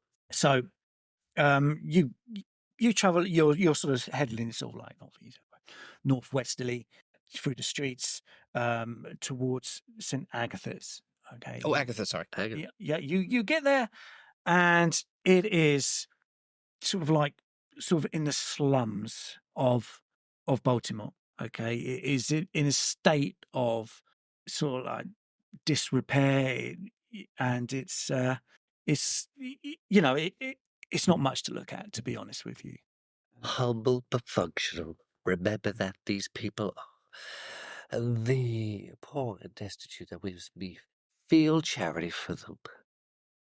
Charity starts at home. That's right here in Baltimore. After you She looks and waits for Kirby to fall on his ass on the slippery. Okay, right. Should we have a dex roll for that then? There you go. That is a 77 over 60, so your wish is granted. Careful, it might be. Oh, And you go down. Let's have a luck roll. That is a 97 over 30, which is a fumble. Okay, right. So oh my lord! Did I hear something break? That was my nose. and there you have it. It's you've got claret now, sort of pouring down over your chin and everything. Gracious, Officer Kirby, you must be more careful if walking in the snow. I think I may have broken my nose, Detective. This is not particularly conducive to talking to people, I'm afraid. Hold still. Let me have a look at it. And she roll a first aid. And that is a hard success. Hold still. Yeah, exactly. That's definitely feeling better now. Thank you. Thank you. That's fine. We'll leave that there. So ahead of you is like the sort of pathway that leads to the church. It has been cleared of snow. So, yeah, apart from not where the carriage is pulled up, but as you go through the gate, there's like a church gate you can walk through, and that is relatively clear of snow. Okay. So Kirby's going to walk straight up to the, I'm assuming, double doors, both at the same time. Push them inward. Oh, you like a dramatic entrance, do you, Kirby? Can I get a luck roll, please? You know that's the skill I can't do. That's a 25 under 30, which is a regular success. Goodness. And they open up inwards and not outwards. So There isn't a wedding on. Yeah, yes. And you go in there and it is sort of very grim and dark in there. And there's maybe a few candles sort of lit in the corner, but it just seems relatively empty until you hear, can I help you? Good morning. Good morning. Afternoon. Yeah, we're here to inquire about the burial of one Grayson Faria. I believe he was buried here about a month ago. Yes, we've had the with the police here before for that, and I think you'll find that it was proven to be grave robbery, and all is done with that, right? So why do you come back to us now? Can I ask, which detective did you talk to? Alderman, maybe. That does count. Are you the priest here? And as you ask that question, out from the shadows comes a man in like a dog collar. This man is big. Okay, he's old. He's pretty old. He's got big white mutton chops. But he's still quite intimidating. Okay, so if you get a kind of, hopefully this will stay up like this. He looks a little bit like this guy here. Oh, he is intimidating. He's like, yeah. So you're back. I'm presuming you're not here for mass. You're not here to pray. I have my own church there, Padre. I'm afraid we're here on official business as much as it behooves us. Although I may take advantage of your confessional in a little bit if... I didn't realize you was Catholic. I thought my accent might have given it away, but that's fine. This a Catholic church? This is not a Catholic church. There you I'm go. afraid that's the toilet. Well, it's a good thing I didn't go into your confessional then, isn't it? No, you have to forgive us. Is it Reverend? Indeed. Pleased to meet you. I am Detective Ward, and we are just trying to piece together puzzles that is most perplexing. You see, this grave-robbed individual has ended up in the drink. And there's another suspect of what could be, I hate to worry you, some rabid animal attack. It would appear that this body found its way into the river outlet, into the sea, into the basin, and was suddenly set upon by some kind of bird creature that injured it somehow, depositing, would you believe this, depositing corn grains into the body cavity. It's quite remarkable. Now, quite how, that stolen body ended up from, well, your graveyard into the basin. It's very perplexing. And we also had a second, a mariner, also attacked by the animal. And we are just wondering, well, quite on earth, how your body has anything to do with this. Do you know how many grave robberies there are over the course of a month? Probably more than you'd be willing to admit there. And You should see the official statistics. I imagine that, obviously, being in one of the poorer parishes, the people don't have the money to provide the corpse vaults, the iron gratings over top, so that they can easily be dug up. That is most disturbing that you've been having a fair number of these grave robbings. Wait. We've had some grave robberies, but not of late. I see to that. Oh, do you have security measures? That's very, very And- forthright of you. He looks over his shoulder, and you can see like there's like a baseball bat, and he goes, "Of sorts, yes." All right. Might you also employ guard dogs or something? This is a poor parish. We don't have dogs. We have me, and we have my stick. That is very humble of you. Let us rest you assured that the Baltimore Police Department will come to your aid, sir, if you call upon them. You should not be facing this alone. A man of God as yourself. We can all face trials and tribulations, but this is one we should not face alone. Have you noticed people may be coming back and sneaking around the graveyard? I get people coming round all the time, and they know not to stick around, especially at night. Especially at night. As you're talking to the Reverend, I would like some spot hiddens from you. Right, that is a 0-1 Oh, my lord. under 45, which is a critical success. Regular success for Esme? So you look down at his hands, and you can see the words "hold" and "fast" tattooed I think I know what across this means about him. his legs. His legs? His It's not his knuckles. knuckles, right? And you also notice that there may be a slight wing of a swallow underneath that dog collar. And I whisper to the detective, "Detective, I think our man here might have been a sailor in a previous life." Well, he has a tattoo. Of course he's been a sailor. Yes, but hold fast is a particularly common one. Has anyone ever told you you're overqualified for your... It has been mentioned once or twice. Please act on I will do. Padre, we have another question. Would Billy Birmingham have been one of your parishioners? Let's have a psychology roll from both of you, please. Unlikely, but we'll give it a shot. And no. That is an 11. What is up with these dice? Stained glass windows. That is one off an extreme success. I'm going to spend one luck to make that an extreme success on my psychology. I like these dice. But you do notice there is that slight tell that you pick up that as soon as he hears that name, and he looks for a fraction of a second uncomfortable. I see he was. I have another question for you. Do you happen to have a parishioner by the name of Professor Elaine Celeste? And did you ever have a Professor Calder? Colby? Cold. I wouldn't expect any of those highfalutin folk to have been in a parish such as this. This is a poor church. This is the people who come here. So my question ain't no is, professors. why would somebody who is a self-professed arsehole and generally disliked in the community, a beater of women, be welcome in a place like this? What possible business did Billy Birmingham have in this church? What?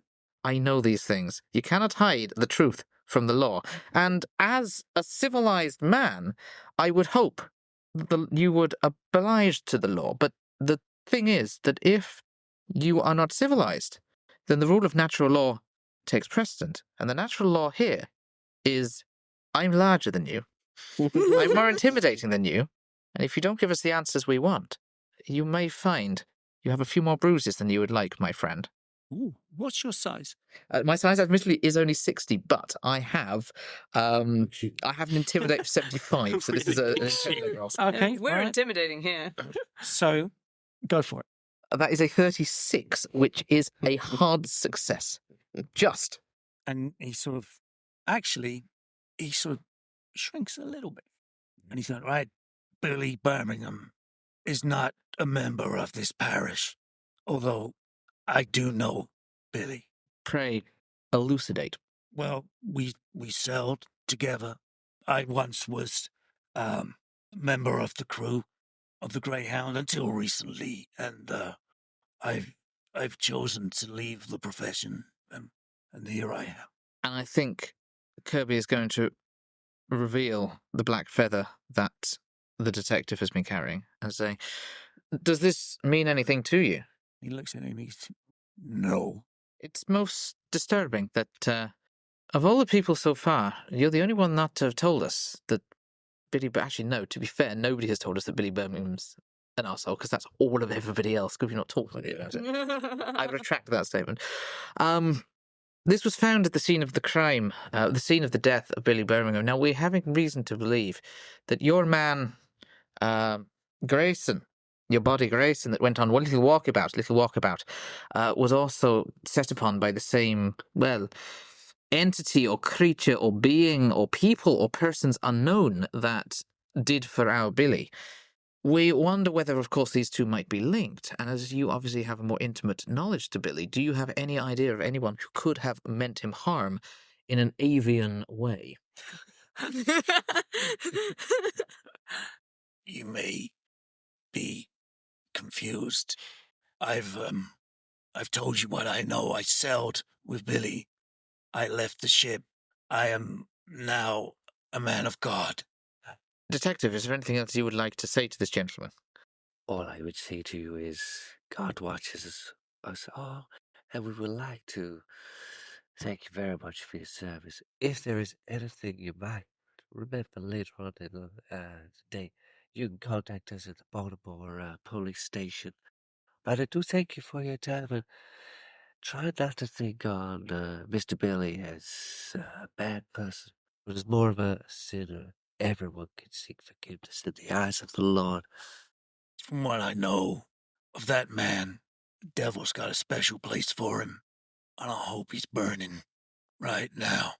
Indeed, your reverend. As we leave the church, I would like to do a quick walk around to try and find the gravesite of Grayson and say to the detective, one thing I would say, detective, with the current cold weather and the icy ground, it would have taken somebody of quite great strength to dig into the ground to retrieve this body. If the body indeed ended up in the ground to begin In the first place, absolutely. and it is a wonder why. I am at a loss to explain how one body relates to another. It is, hopefully we could catch up with the others and share what we know. I think that might be a good idea. If we head back to that cottage, we find the information as you so rightly wish, and then we shall see what we can do. Is there anything particularly interesting around the gravesite that we can No, find? so the grave has since been used for something like that. Absolutely makes sense. Okay. So I'm going to say, you guys make your way back. You make your way to the cottage. You find the note that is left, and what do you choose to do? Just Well, Esme's going to be very pleased that she beat them there and then see the note and go, oh. What did the note say? Dear other governor. I said, call me man. We went to the Raven. Gone to the Raven on a hunch. Slaters. XOXO. Kirby, are you aware of a raven? In brackets, at the docks. It's a clipper. Did quote? No. Correct me if I was wrong here, because I was trying to listen in at the door, but I never actually said that. So nobody has actually said anything about a raven to me, I'm afraid. Oh, no, now I say that is a passenger ship heading to Peru. And one professor is going to be seeking a passage looking for a particular bird. Oh, what particular bird? Well, one that has black feathers. And you didn't think to tell me this on the journey down? I am the detective for a reason. Let us go to this Kirby ship. So, you make your way down to the Raven. I will ask for a drive carriage check on this.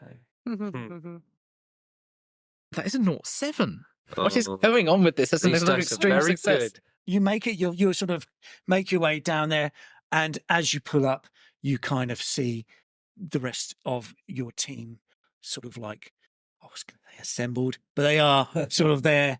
And yeah, so what do you wish to do now, Mr.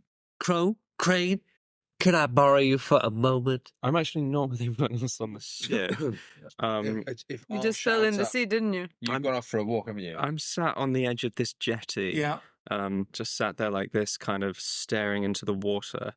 And I just wanted to check whether, casting my mind back to a memory, did I have any sense of a moment in time or the color of the sky, an idea of time of day, anything like that? Yeah, totally. You will remember that this happened at night. Okay, not much visibility. Okay, God. So I guess after a few minutes sat there, I would have wandered back to the ship. So you may well have actually found me there, just staring vacantly at the ocean. I'll shut up. Gov. Other gov. Other gov. Other gov. Gov. Gov. Gov. Kirby. Oh, nice to finally see you here. Excuse me? We've been here for hours. Well, I gave you plenty of time to do everything you possibly could to progress the investigation. And have you come to the conclusion that is absolutely what the insurance man needs, that this is natural and no foul play? Well, Can we roll psychology on that? Are you in the pay of this insurance company? You've been very pro-insurance narrative since the beginning. Okay. What I would actually like is a spot hidden from Esme. Okay. Yeah, that is a 43. That's regular success. So your eyes are drawn to the ship's manifest that is being held by Huxley. just reading some names. What? Who do I read? So you scan through, if you are looking through, and you scan through, and are you reading aloud as you're reading through? As the clock eyes, I assume I'm going to be saying, what? Professor Elaine Celeste. Professor Elaine Celeste? Who? Jesus. My head like Professor whips around like a dog. Squirrel. Professor Elaine Celeste. She is a lady who is about to travel on this ship in search of a black feathered albatross, and she has this sort of whistle. And they would like to blow the whistle. Okay, you blow the whistle. It's some kind of dog whistle. I don't think it's going to attract any dogs. Musical instrument. And as you whistle it, you can't hear a thing. You see, nothing makes a noise. I thought it. Black feather. Like the ones on the... No. Right. We went to a foremost expert, and the black feathers are very much our raven feathers of the Corvus family. And like the ship. Wallace perps up and says, Corvus Corax. So, That's the one. That's the one, yes. Right, yeah. So you hear this name as well. I most certainly do, and actually, I'm gonna. Pass out. I faint instantly. Everyone leave the room. Just No, I'm gonna. You can pass out. I verify the name on the manifest listed as a passenger. Now, are the passengers on board currently, or are they provisioning the ship and the passengers are due later? How close They're are we? due. So there are, at the moment they're due. So they're currently loading cargo and things onto the ship. Passengers are filing on. Not quite yet. There'll be like sort of more tomorrow morning. Okay. So what have you found? Oh dear. You found the knife? Can I get a psychology roll from you, please? 79 and 55. But I'm going to give you a bonus die okay. because you have been watching quite Yeah. closely Yeah. throughout the space. I've just noticed I have quite a high acting skill, but we're getting to the point where I'm going to have to start spilling some beans, I think. So I'm on 16 Mhm. under 55, but I could spend a little bit of luck to make that an extreme success. What it is fine. To be fair, you notice that Isabella is kind of having some sort of strange sort of episode, as it were. Well, I see your. Yeah, feel like Very well, officer. I am not at this time at liberty, and I just sort of cast a glare around at everyone. I'm not at liberty to reveal my sources, but that name is significant. I would very much like to meet this professor if indeed she is still available to board this ship in the morning. I'm sure she'll be right along. this is the professor that they spoke to. One Celeste, yes. I have reason to believe that there may have been more violence than we have yet seen evidence of in the vicinity of What this on ship. Earth gives you that idea? As This I is said- clearly a natural occurrence, and as soon as we file our report, these insurance people can be all satisfied. about Bloody it. ritual knife. Listen here, Esme. You're starting to get my goat with this insurance story. Listen, Isabella, did you not hear what Aldous and the chief said? We've got to deliver a report that says natural stuff. We can't have these poor people losing out their livelihoods. They got to be out there catching those whales, bringing them in, and letting these people go off to explore strange new work. No, explore strange new countries to pursue science. Huxley, knife, Knife. Bloody. Cult robe. robe. Wallace, can I get a spot here? Also, there's this new synthetic whale oil, apparently, so whaling is not really that useful anymore. And my Whatever. streak of luck has ended. That is a 91 over 45. Have you never cut yourself shaving? Can I Huxley? push the roll? What with a Is ritual this more stick sort of covered in passive, sigils? just... To be fair, you can feel like a sort of cold wetness in your. Yeah. I want you to think back to when you fell and you cracked your nose. Okay. Yeah, you feel a wetness in your pocket. That's more like it. That is a 10 under 45, which, to be fair, is one off an extreme again. And you instantly you put your hand in there and you pull out the vial, it's still intact, but it is cracked, and you see like a little sort of drip and a drip sort of coming out of it. Yeah, you can. It's very potent, very very potent. Earthy. Musky. Musky. Most of you will probably know it as as to have notes of ambergris. Detective. Oh dear. Detective, I think that dog whistle might have done more than you thought it did. Hey, I can smell that. We smell it on Maggie. That was a perfume she had. Go. Oh, goodness How me. bizarre. And as you sort of look up at the rigging of the Raven, you can see a couple are starting to sort of like land on the rigging and sort of like looking. I wouldn't be Sort too of worried. Apparently there are curious. ravens all over the place in this. I've heard there's ravens all over Baltimore. Don't get me started on that Birmingham.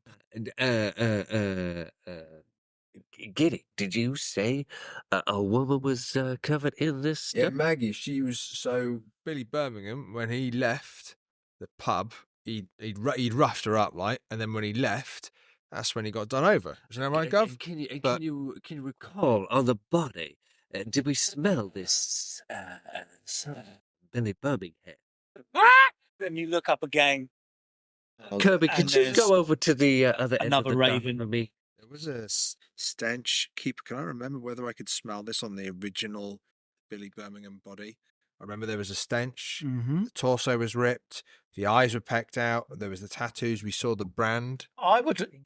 Let's have a. It's going to be an extreme knowledge roll. No, How about someone what's with the other one? oil? Spot hidden. Oh, we don't know that yet, but... That might have Just go for knowledge. Yes, extreme knowledge. This was like a tar and feather situation. Uh-huh. An 11. That's an 88. I can't remember.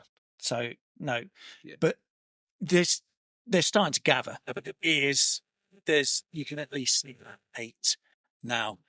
Constable, may I see that? And I hold up my hand for the whistle. The whistle? Mm. By all means. Oh, detective. you mean. Give it a blow. I don't think it's any kind of dog whistle. Wallace is still looking at the vial at this dripping point. at your dripping hand. down. Vial. And Ward is sidestepping away from Kirby, possibly having putting two Bye, and two Kirby. together. You know what? I'm going to hold out a hand for both. I would like to see both of these objects. Oh, even better. If you're willing to hand it over. I think as a superior officer, I think it is only my right, but I'll hand it over, pop it onto your hand, probably exchanging some of the ambergris as And it try strips not to get the dribble on me if I see that Well, it's I cracked. tell you Pick what, it up dribble. carefully. Would Wallace have a handkerchief? Sure. I think it's pocket handkerchief. He takes out the Lacroix. pocket handkerchief because as a gentleman, well, as a man in Victorian Baltimore, he would do so. He pops it into the handkerchief, Everybody's handkerchiefs, yeah. hands the vial over, and then wipes his ambergrisy hands on his trousers. On his trousers. And his face and his Yes. chest. Get it and all his over. armpits. Rub-a-dub-dub. Bits and bits. And as you do, you're dive bombed by one, and it just sort of flies back up, and then sort of lands back in the rigging again. And they're starting to get a bit more vocal. Jesus, Mary and Joseph, what was that? Kirby, I you're think they like you. freaking out the ravens, mate. Do you want to just go stand on the dock or something? Can't be doing this. We're trying to. It's an investigation here. You're scaring them. They're freaking out about you.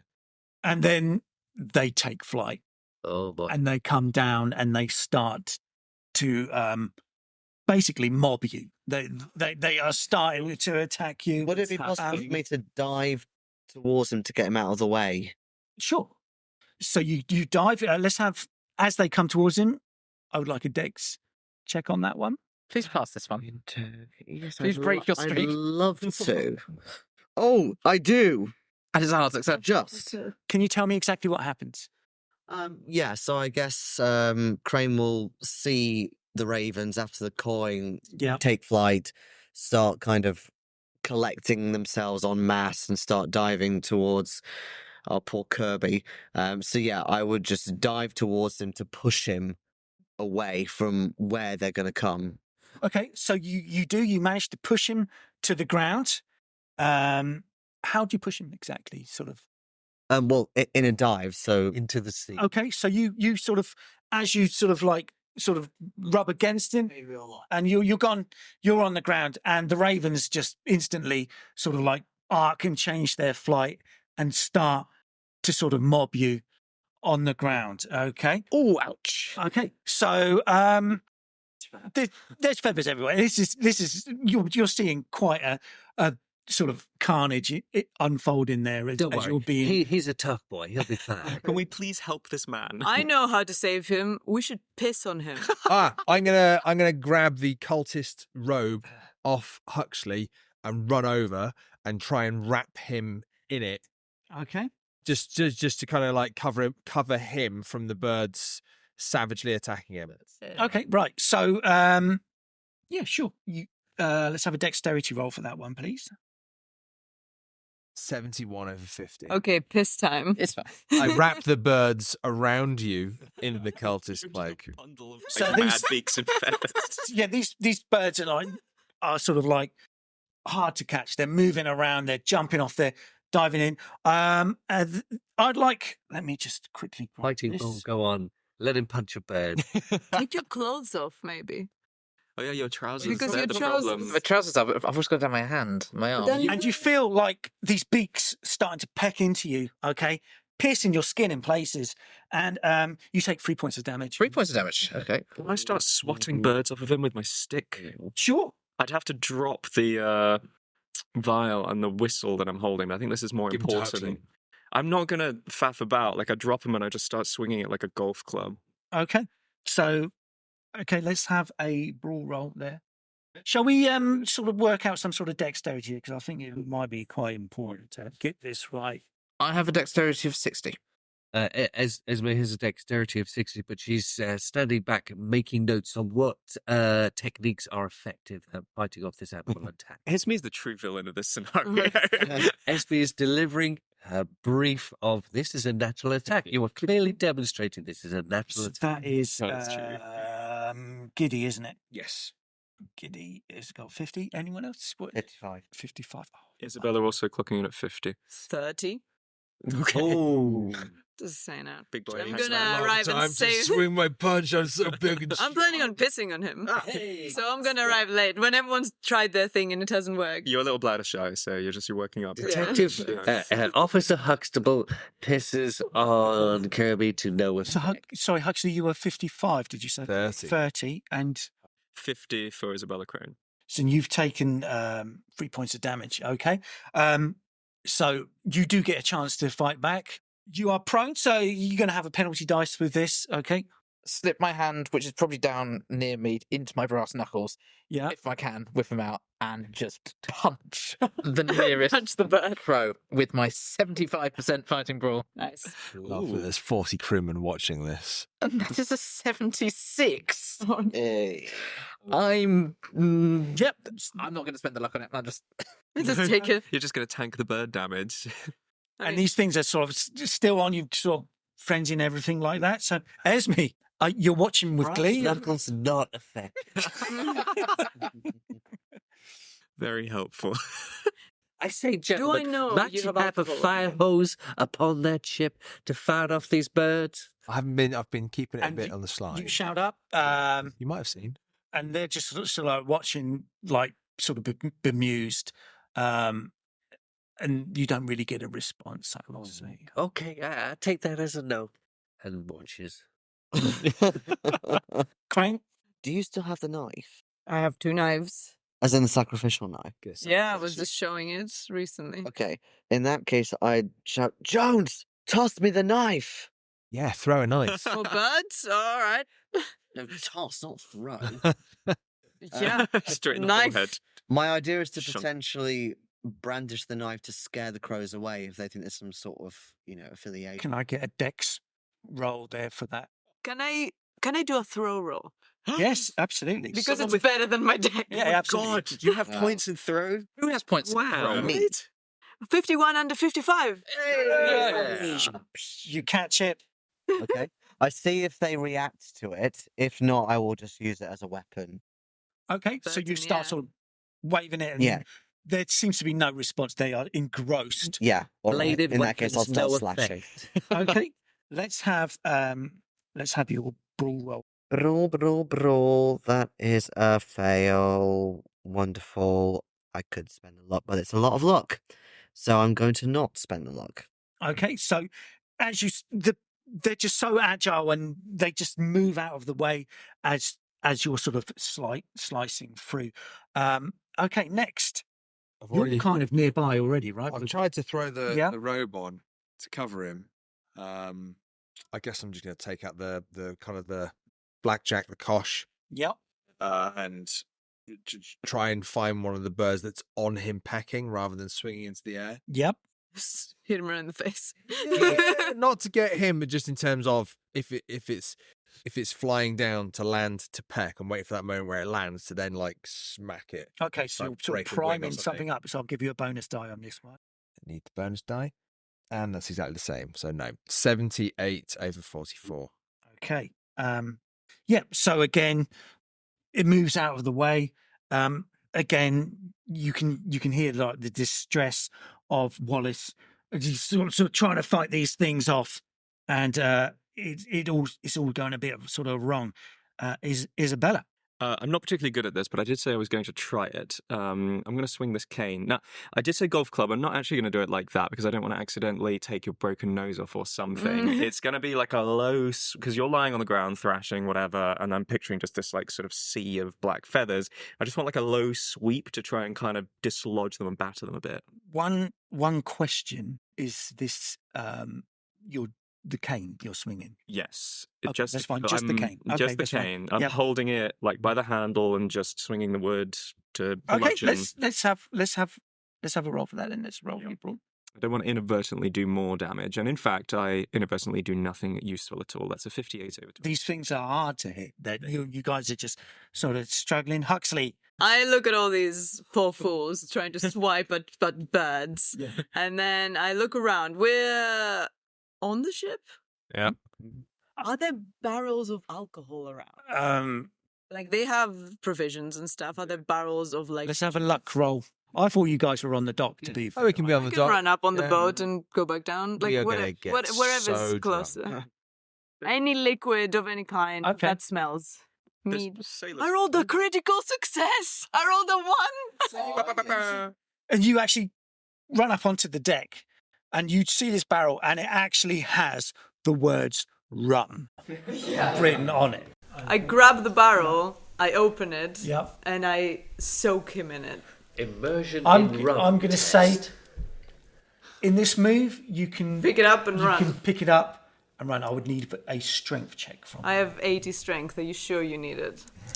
All right. an extreme. Come on. I rolled 16. That is an extreme There's success. a 16. You're With one hand. All right, I'm on my way. So again, the crows. Try that rum. If not, I'll step in and save him. This time they don't seem you tend to be fending them off quite well. So, but they are still sort of a mass around you and everything like that. What do you do? I think I'm just going to take another swing at them, see whether Okay. I can knock off. Although, if I see Huxley running towards with the alcohol, that's a 66, which is a regular success. I am going to scream, no, I made a pledge. As a recovering alcoholic. Oh dear. Yeah, be killed by birds instead, I guess. So that is a regular success, which is a 66, which is with the brass knuckles is a 1d3 plus 1 plus damage bonus. Go for it. Yeah. No, You'll go. get a tag. Sorry to interrupt there. You said this person is coming down Okay, here. right, yeah. So Coming down here. So you like to the club boat. into one of these ravens, and you kind of hear a snapping and his neck sort of twists, and it just sort of like rolls away, dead on the floor. Okay, so right next we go back to Esme. Esme was going to act, but she sees a Do brandy you want to fountain. postpone your turn until after me? That's a Can thing I? you can do. Sure. Yeah, sure. Yeah. She sort of like what Gonna hold your immersion in action. brandy Yeah, test. that's a thing. I'm Yeah. pretty sure. No one does it. That's the thing. Okay, Crane. Yeah, keep on slashing with this knife now. Let's have a roll for that. That's a stabbing motion. It's a slashing motion.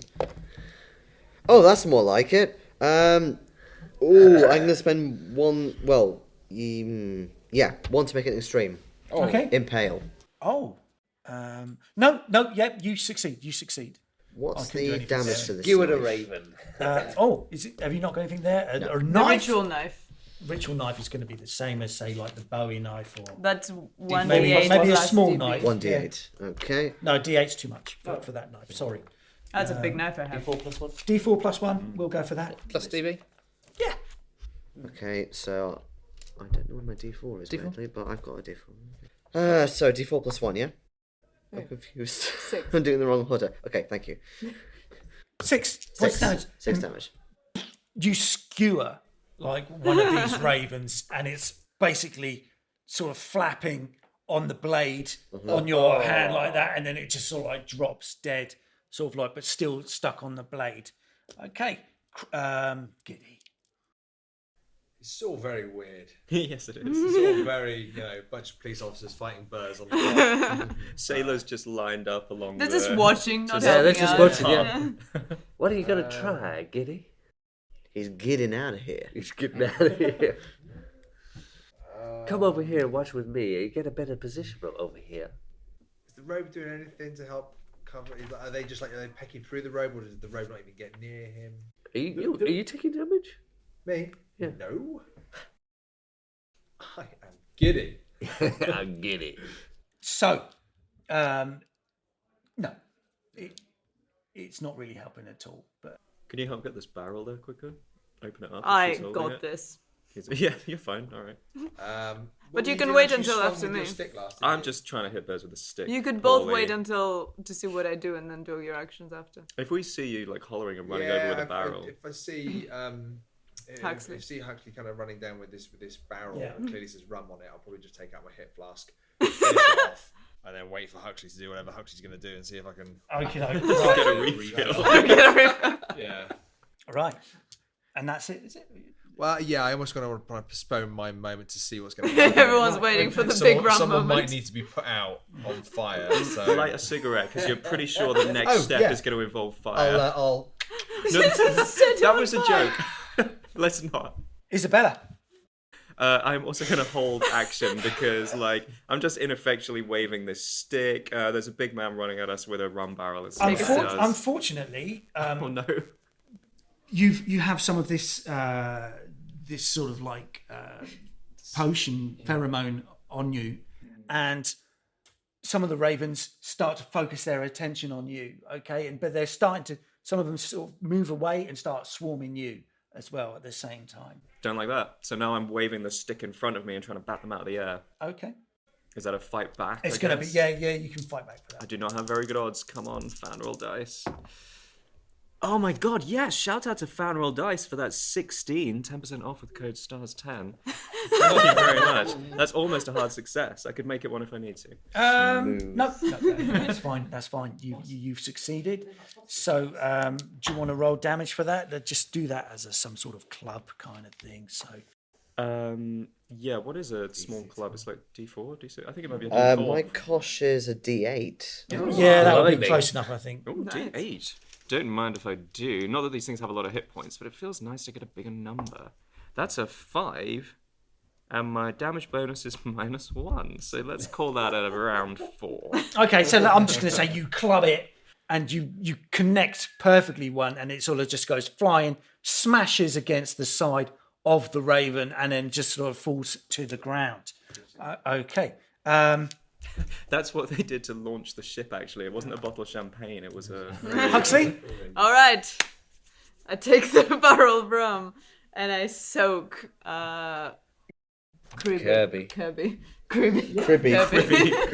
It's Kirby's a friend. Good old Cribby. So you're sort of holding it above and you're sort of pouring it out? Yeah. Okay. I don't need to ask for a roll. No, I will ask for a dexterity roll on that one. Why? I'm so strong.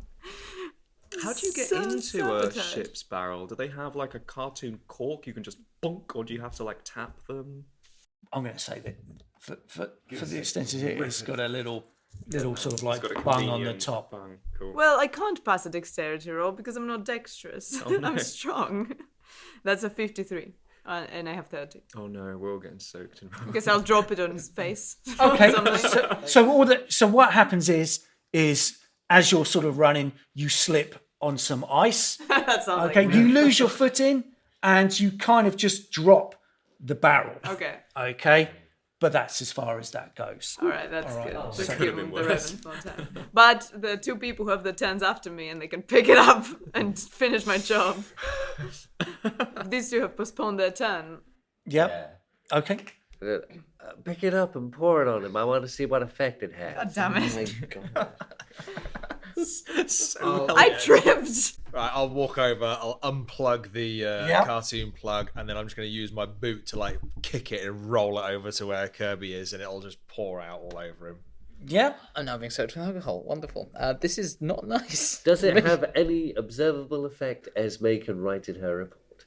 So as this happens, it's still the ravens are still kind of like sort of attacking, but there seems once this sort of barrel comes through, it does sort of make them sort of hold back a bit as they see this large thing sort of trying to avoid it as it comes rolling in, and this, yeah. So yeah. But it doesn't cover Kirby yet. Not as such. There's it's glugging out around your sort of feet and everything. Rolling it. Yeah, stop rock and roll. So I think the first thing I need to do is make a power roll to refuse a drink as a recovering You alcoholic could just apply your mouth to the hole. with a +10 penalty. Oh crikey, yeah. I really like that you put that in. That's. All right, okay. So if you really want to do that, go for it. I think gonna the start smell of licking alcohol it. is around. So I need to. Taste. It's a stressful moment. That is a 59 over what would now be 40. So I'd have to spend 19 luck to make that. So I think the smell of alcohol is too overpowering. The desire. It's not necessarily. It's not a desire to drink it, but I think it's almost a sort of loss of willpower and loss of control. Yeah. And instead of trying to turn over and drink the alcohol, I think he's just no longer trying to get the birds off. I think he's just flailing around. Yeah. Nothing particularly Okay. discernible. Perfect. I think is the way to play that. Brilliant. Okay. Well done, Wallace. Okay. So, Esme, you've been, right? Yeah. Are we top of the round now? Yes. Wallace. Yes. Is the Have the birds attacked? The birds, they have and they missed. Oh, okay. the Esme is looking alcohol not effective as she's walking over to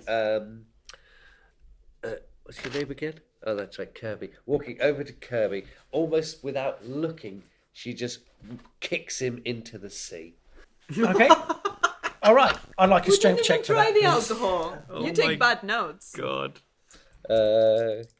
She's weed. It isn't going to happen. No, that's an 84.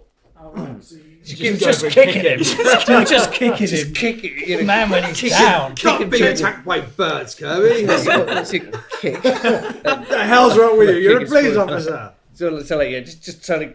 Poor Joe. Oh, Kirby, roll into the sea. Wash the stuff off of you. I Get rolled into the alcohol.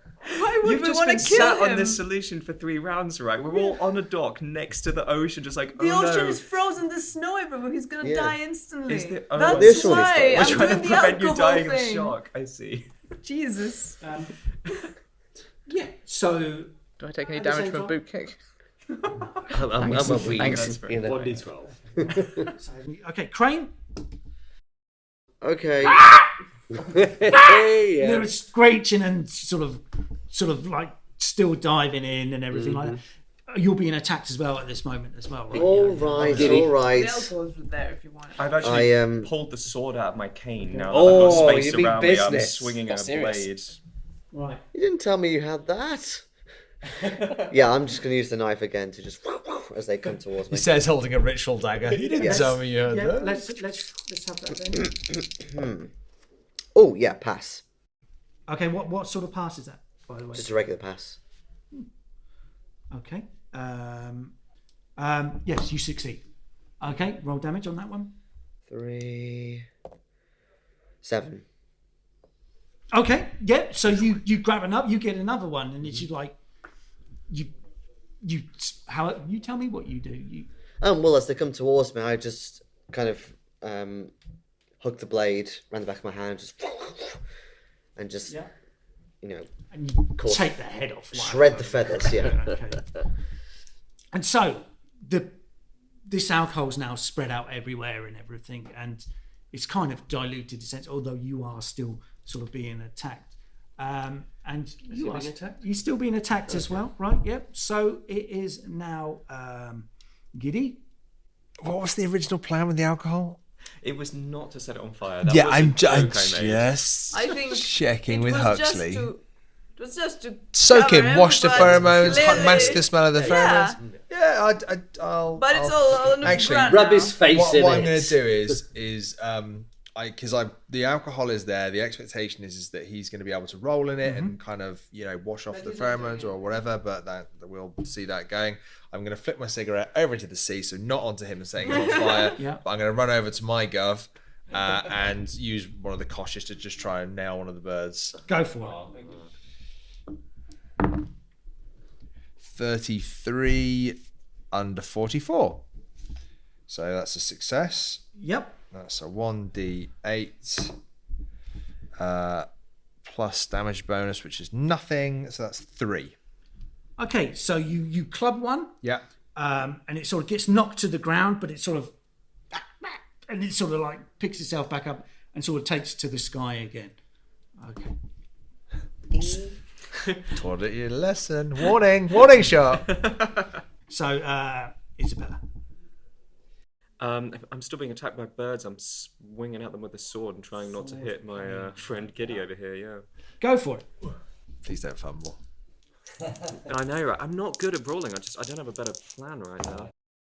That is a 36. I've got a lot of luck though. I'm inclined to spend some. Yeah, I'm going to spend, what is it? It is 11 points to bring that down to a 25. Yeah. Again, you make contact with. Well, let's roll damage. Let me see, I believe we said D8 minus my 1, so that 2 damage. Okay, yeah. So you kind of like you take half a wing off one, and it sort of falls to the ground, and it just starts hopping around. It's sort of lame, and it's sort of flapping around, pretty out of sort of spec like that. Okay, so then it's back to Huxley. Is there any left in the barrel? The barrel wouldn't have emptied completely. No. Still There's lift plenty it up left. and You soak could it. definitely let's have a strength check on that one. Hey. Well. Down's the man. Oh my god. I rolled 88. I'm going to push it.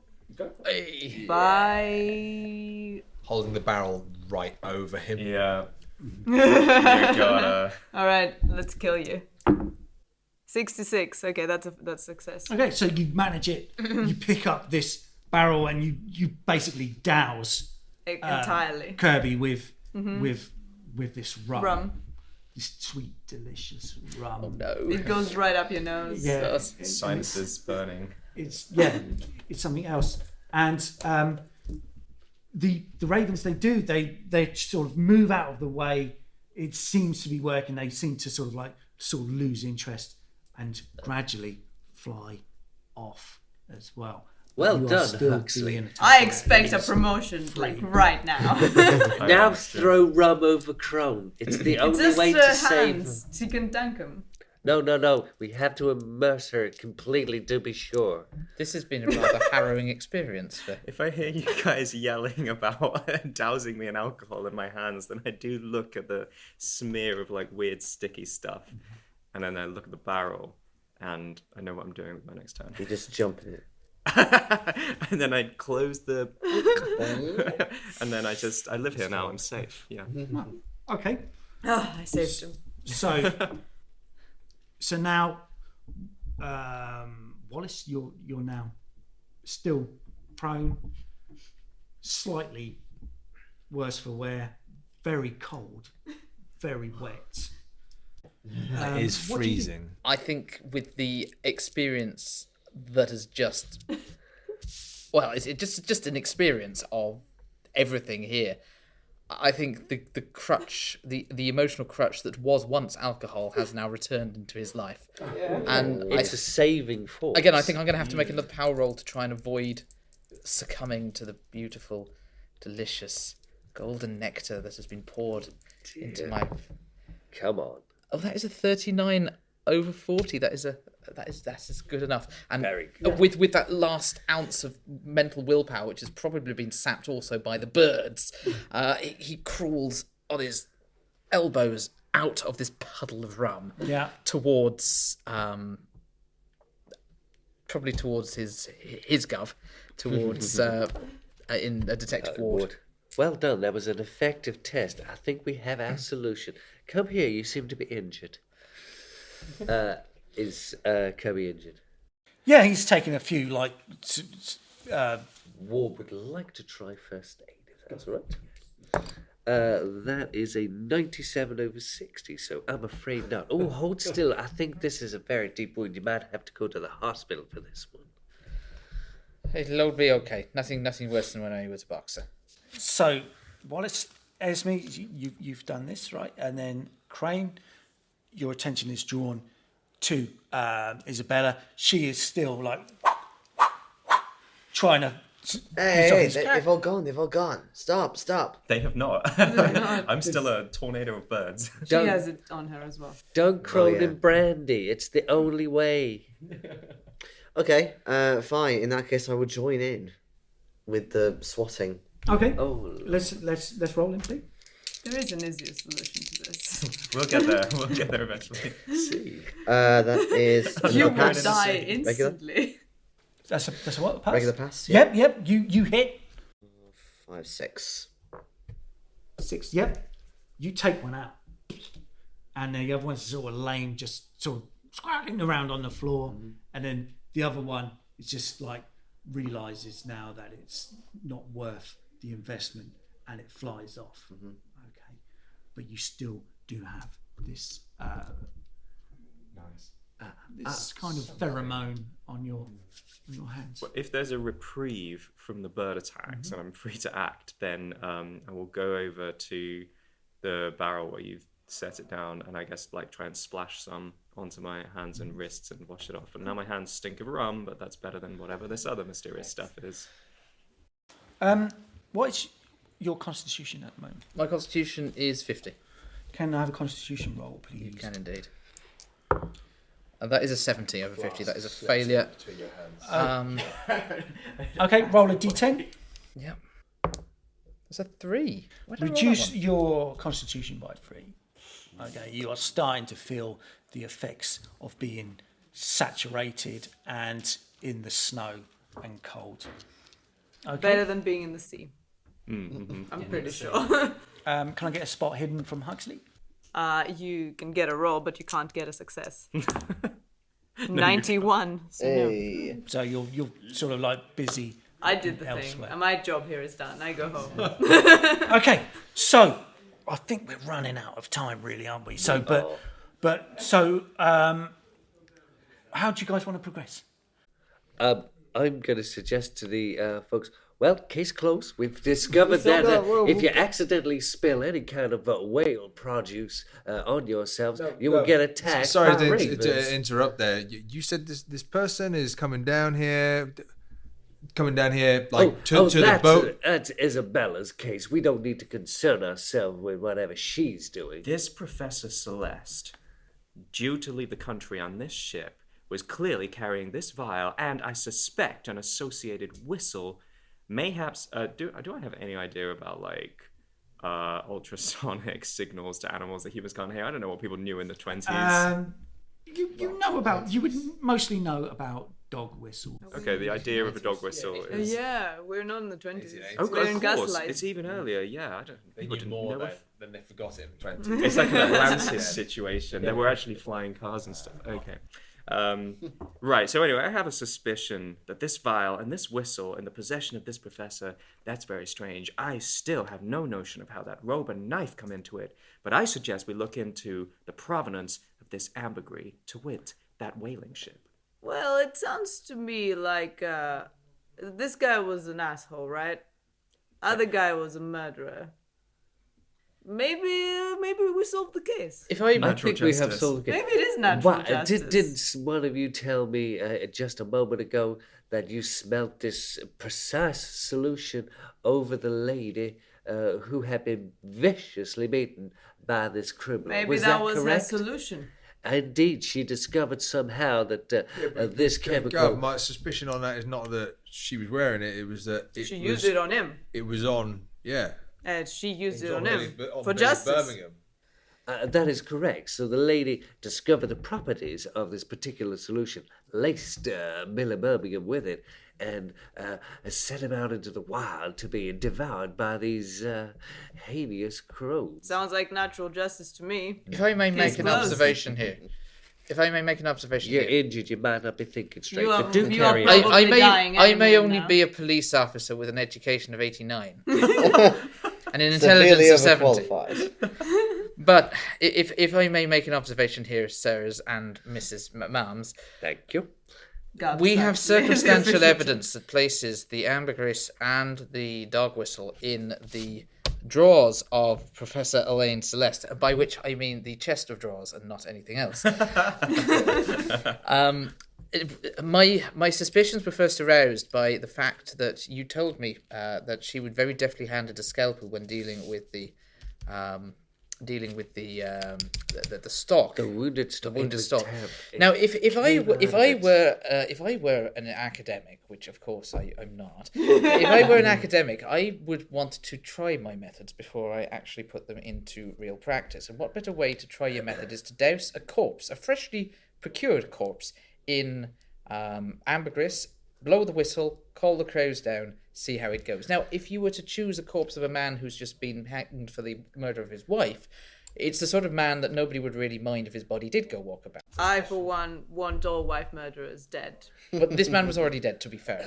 But I suspect that we are seeing post-mortem wounds in the murderer, but we are seeing pre-mortem wounds in Billy Birmingham. Now, what we need is the motive. Now, can anybody link? No. Hold it on. I don't think that we need to be assigning any kind of motive, because a motive indicates a crime has been committed here. What evidence do you have of all this? I mean, play through your idea by all means, but remember, our report will say natural attack by birds. But please carry on. What she said. I have to admit that what I have is at the moment circumstantial evidence. But don't worry, you're overqualified. Is Just let anything that I have let it seen, anything I might have seen that might be able to give me a motive? I will push you guys in the right I mean, he's an direction. asshole. Do you any of you wish to return to the Boston Institute once more to... I think we need to confront yes the professor. I think we definitely return. I think it's our next logical step. We're looking for a motive. We have circumstantial evidence that she had the ambergris, she had the dog whistle. There is no motive because no crime has been committed. It is a natural thing, but for your natural curiosity and to help Isabella. And I will try and drive the coach. However, I am currently 6 sheets to the wind. He's After all going that to run. die on the way. I can drive if you want.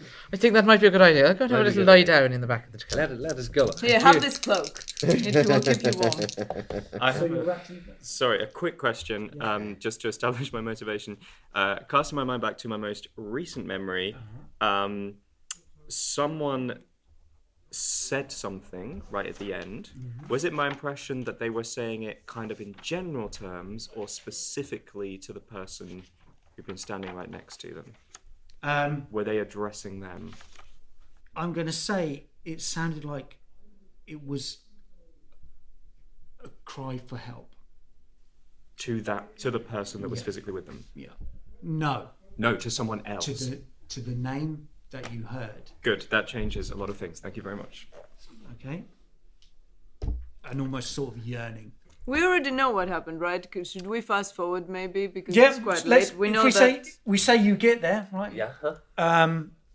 You're all walking through the corridors. You go past the Stork Lab. Okay. However, you, Isabella, are drawn into the lab. It's been cleared, but you feel pulled to go in there, and you follow this instinct and you go in there, and again you're sort of drawn strangely to like the bureau, and there is a photo frame that you pick up, and you turn around and the glass is smashed where obviously something's happened, but you instantly recognize the face of the woman in the picture as the woman you saw in your first vision. Can I get a sanity check on that one, please? Yeah, that seems fitting. That's a 53. My current sanity is 65, so that's fine. Okay, so just take one. Okay. I'd say you struggle, you step back and you struggle to hold it, but it is quite a sort of shock to see the same face once more. I inspect the photo carefully for crabs, but presumably don't see any. No, it's just like a nice sort of photograph. And yeah, so there is, if you go to the office of Celeste, there is no sign of her there. I believe your bird has flown its coop. Would you elaborate as to what's going on so we can go back and file our perfectly normal report? Kirby, what is it? What are you thinking? I'm having a thought here, but it wouldn't make sense unless anybody here is withholding information that they might possibly be knowing. My suspicions were first aroused when Professor Calder told us told you, which you then relayed on to me in the coach journey, which we happened to have seen, the disappearance of his daughter. Now, I remember being told by the Reverend that Billy was a bad man, and he has a history of violence towards women. Now, it's again entirely conjecture here, but what if Billy were to have caused the death of Professor Calder's daughter, covered it up? Somebody discovered this and wanted revenge. And we do know that Professor Celeste and Professor Calder were close at one point. Obviously, fractures have come into their relationship, but we don't know exactly what that relationship is now, do we? I noticed you were nodding along with what I was saying there, Detective Crone. Yes, she's Surely you're not the one withholding evidence from your very own team, Isabella. I am persuaded by this interpretation of events. Now, all we need to do is know why it happened. But you know what? I think, as much as we do need to pursue the truth, I wonder whether it might be worth our while letting sleeping dogs lie. Mm-hmm. From what I have found about Billy Birmingham, there's one thing that we all know. And that one thing is, he is an asshole. Yeah, I think that one is quite an intense one to do in that short space of time. We dragged it, We didn't help ourselves though, because we broke up and went in different directions. It made it impossible for any singular group to piece it together. That was a bit of a kicker. Yeah, it was like, because even though you were kind of going, and he's hurt women and stuff, that wasn't something that you guys had actually heard. No. Until we all got together. Yeah. I wish I'd taken better notes while you guys were investigating, because I think I could have been like way smarter and put this together with my visions and have known what was going on like a lot earlier. What we can do though, we'll start with Cosmic and then come round. Clym will finish with you, and just top thing that kind of happened for you in the game. For me, it was the very strange relationship between three detectives and three uniforms, and the one-upmanship which is built into the characters. I thought that was a fantastic little twist to add to almost like a competitiveness in the investigation. I think the setting was so atmospheric. The fact that we had this wintry, I know it's all theatre of the mind, but in my mind we had the white of the snow, the black of the of the crows, and it's just the entire description, the atmosphere, the grittiness, really, really honed in on the mystery, and the fact at the end that we did decide that actually, you know what, Billy probably deserved that death. Yeah, I think I really enjoyed the chemistry as well between the different rankings that we decided to split in the end. But I think in particular was our kind of bumbling along on the ship, us two, just trying to make sense of the manifest and really not getting very far. I thought that was good.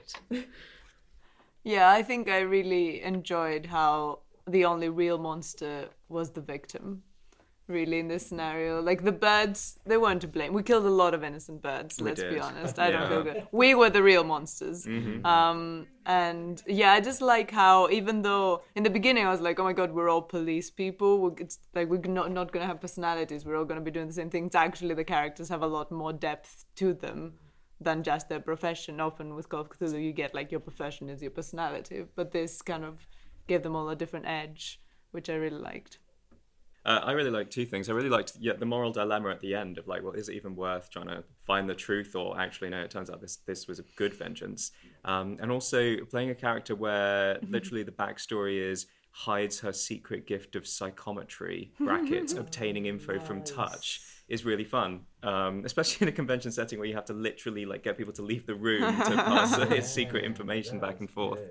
So yeah, that's super fun. And yeah, we probably could have solved this a lot quicker if we'd all gone to the same places and shared all the info among the team. But I also didn't want to be like, so I've never brought this up in our professional careers, but I'm psychic, so I'm just going to touch everything and then we'll find out who the murderer is. So Clym, it was your NPCs. Really good fun. Everything from just like physically kind of acting it out, especially with Maggie with her face. You got Elias the barman. I loved the repetition of calling, "Hey Timmy, what do you think of Billy? He's an asshole." And it was nice. It was rewarding because you felt like it was pushing you in the same direction. We needed to know Billy was an asshole. But yeah, it was really good. So really good keeping. So yeah, for me, it's just lovely to see it being played out so thoughtfully. with a lot of effort as well. It's it's a keeper's dream for sure. It is a difficult one to try and cram in to this time, and you can expand. But just seeing you guys actually put the clues together, wonderful. And also, you do get the chance as well. You may be happy with your dice you got, but I do now, because my last game got cancelled or no one turned up, I have 2 sets of dice to give away. And I am going to give them away to my favourite pair. And it is going to gravitate towards Esme and Wallace. So thank you very much. Thank you very have those much. dice. And also, feel free to take your character sheets with you. Oh, absolutely. And a black feather if you want as well. Yes, please. There Thank we you. go. That is But thank you so much, wonderful. guys. It's Round of been a applause dream. for the keeper. Yes.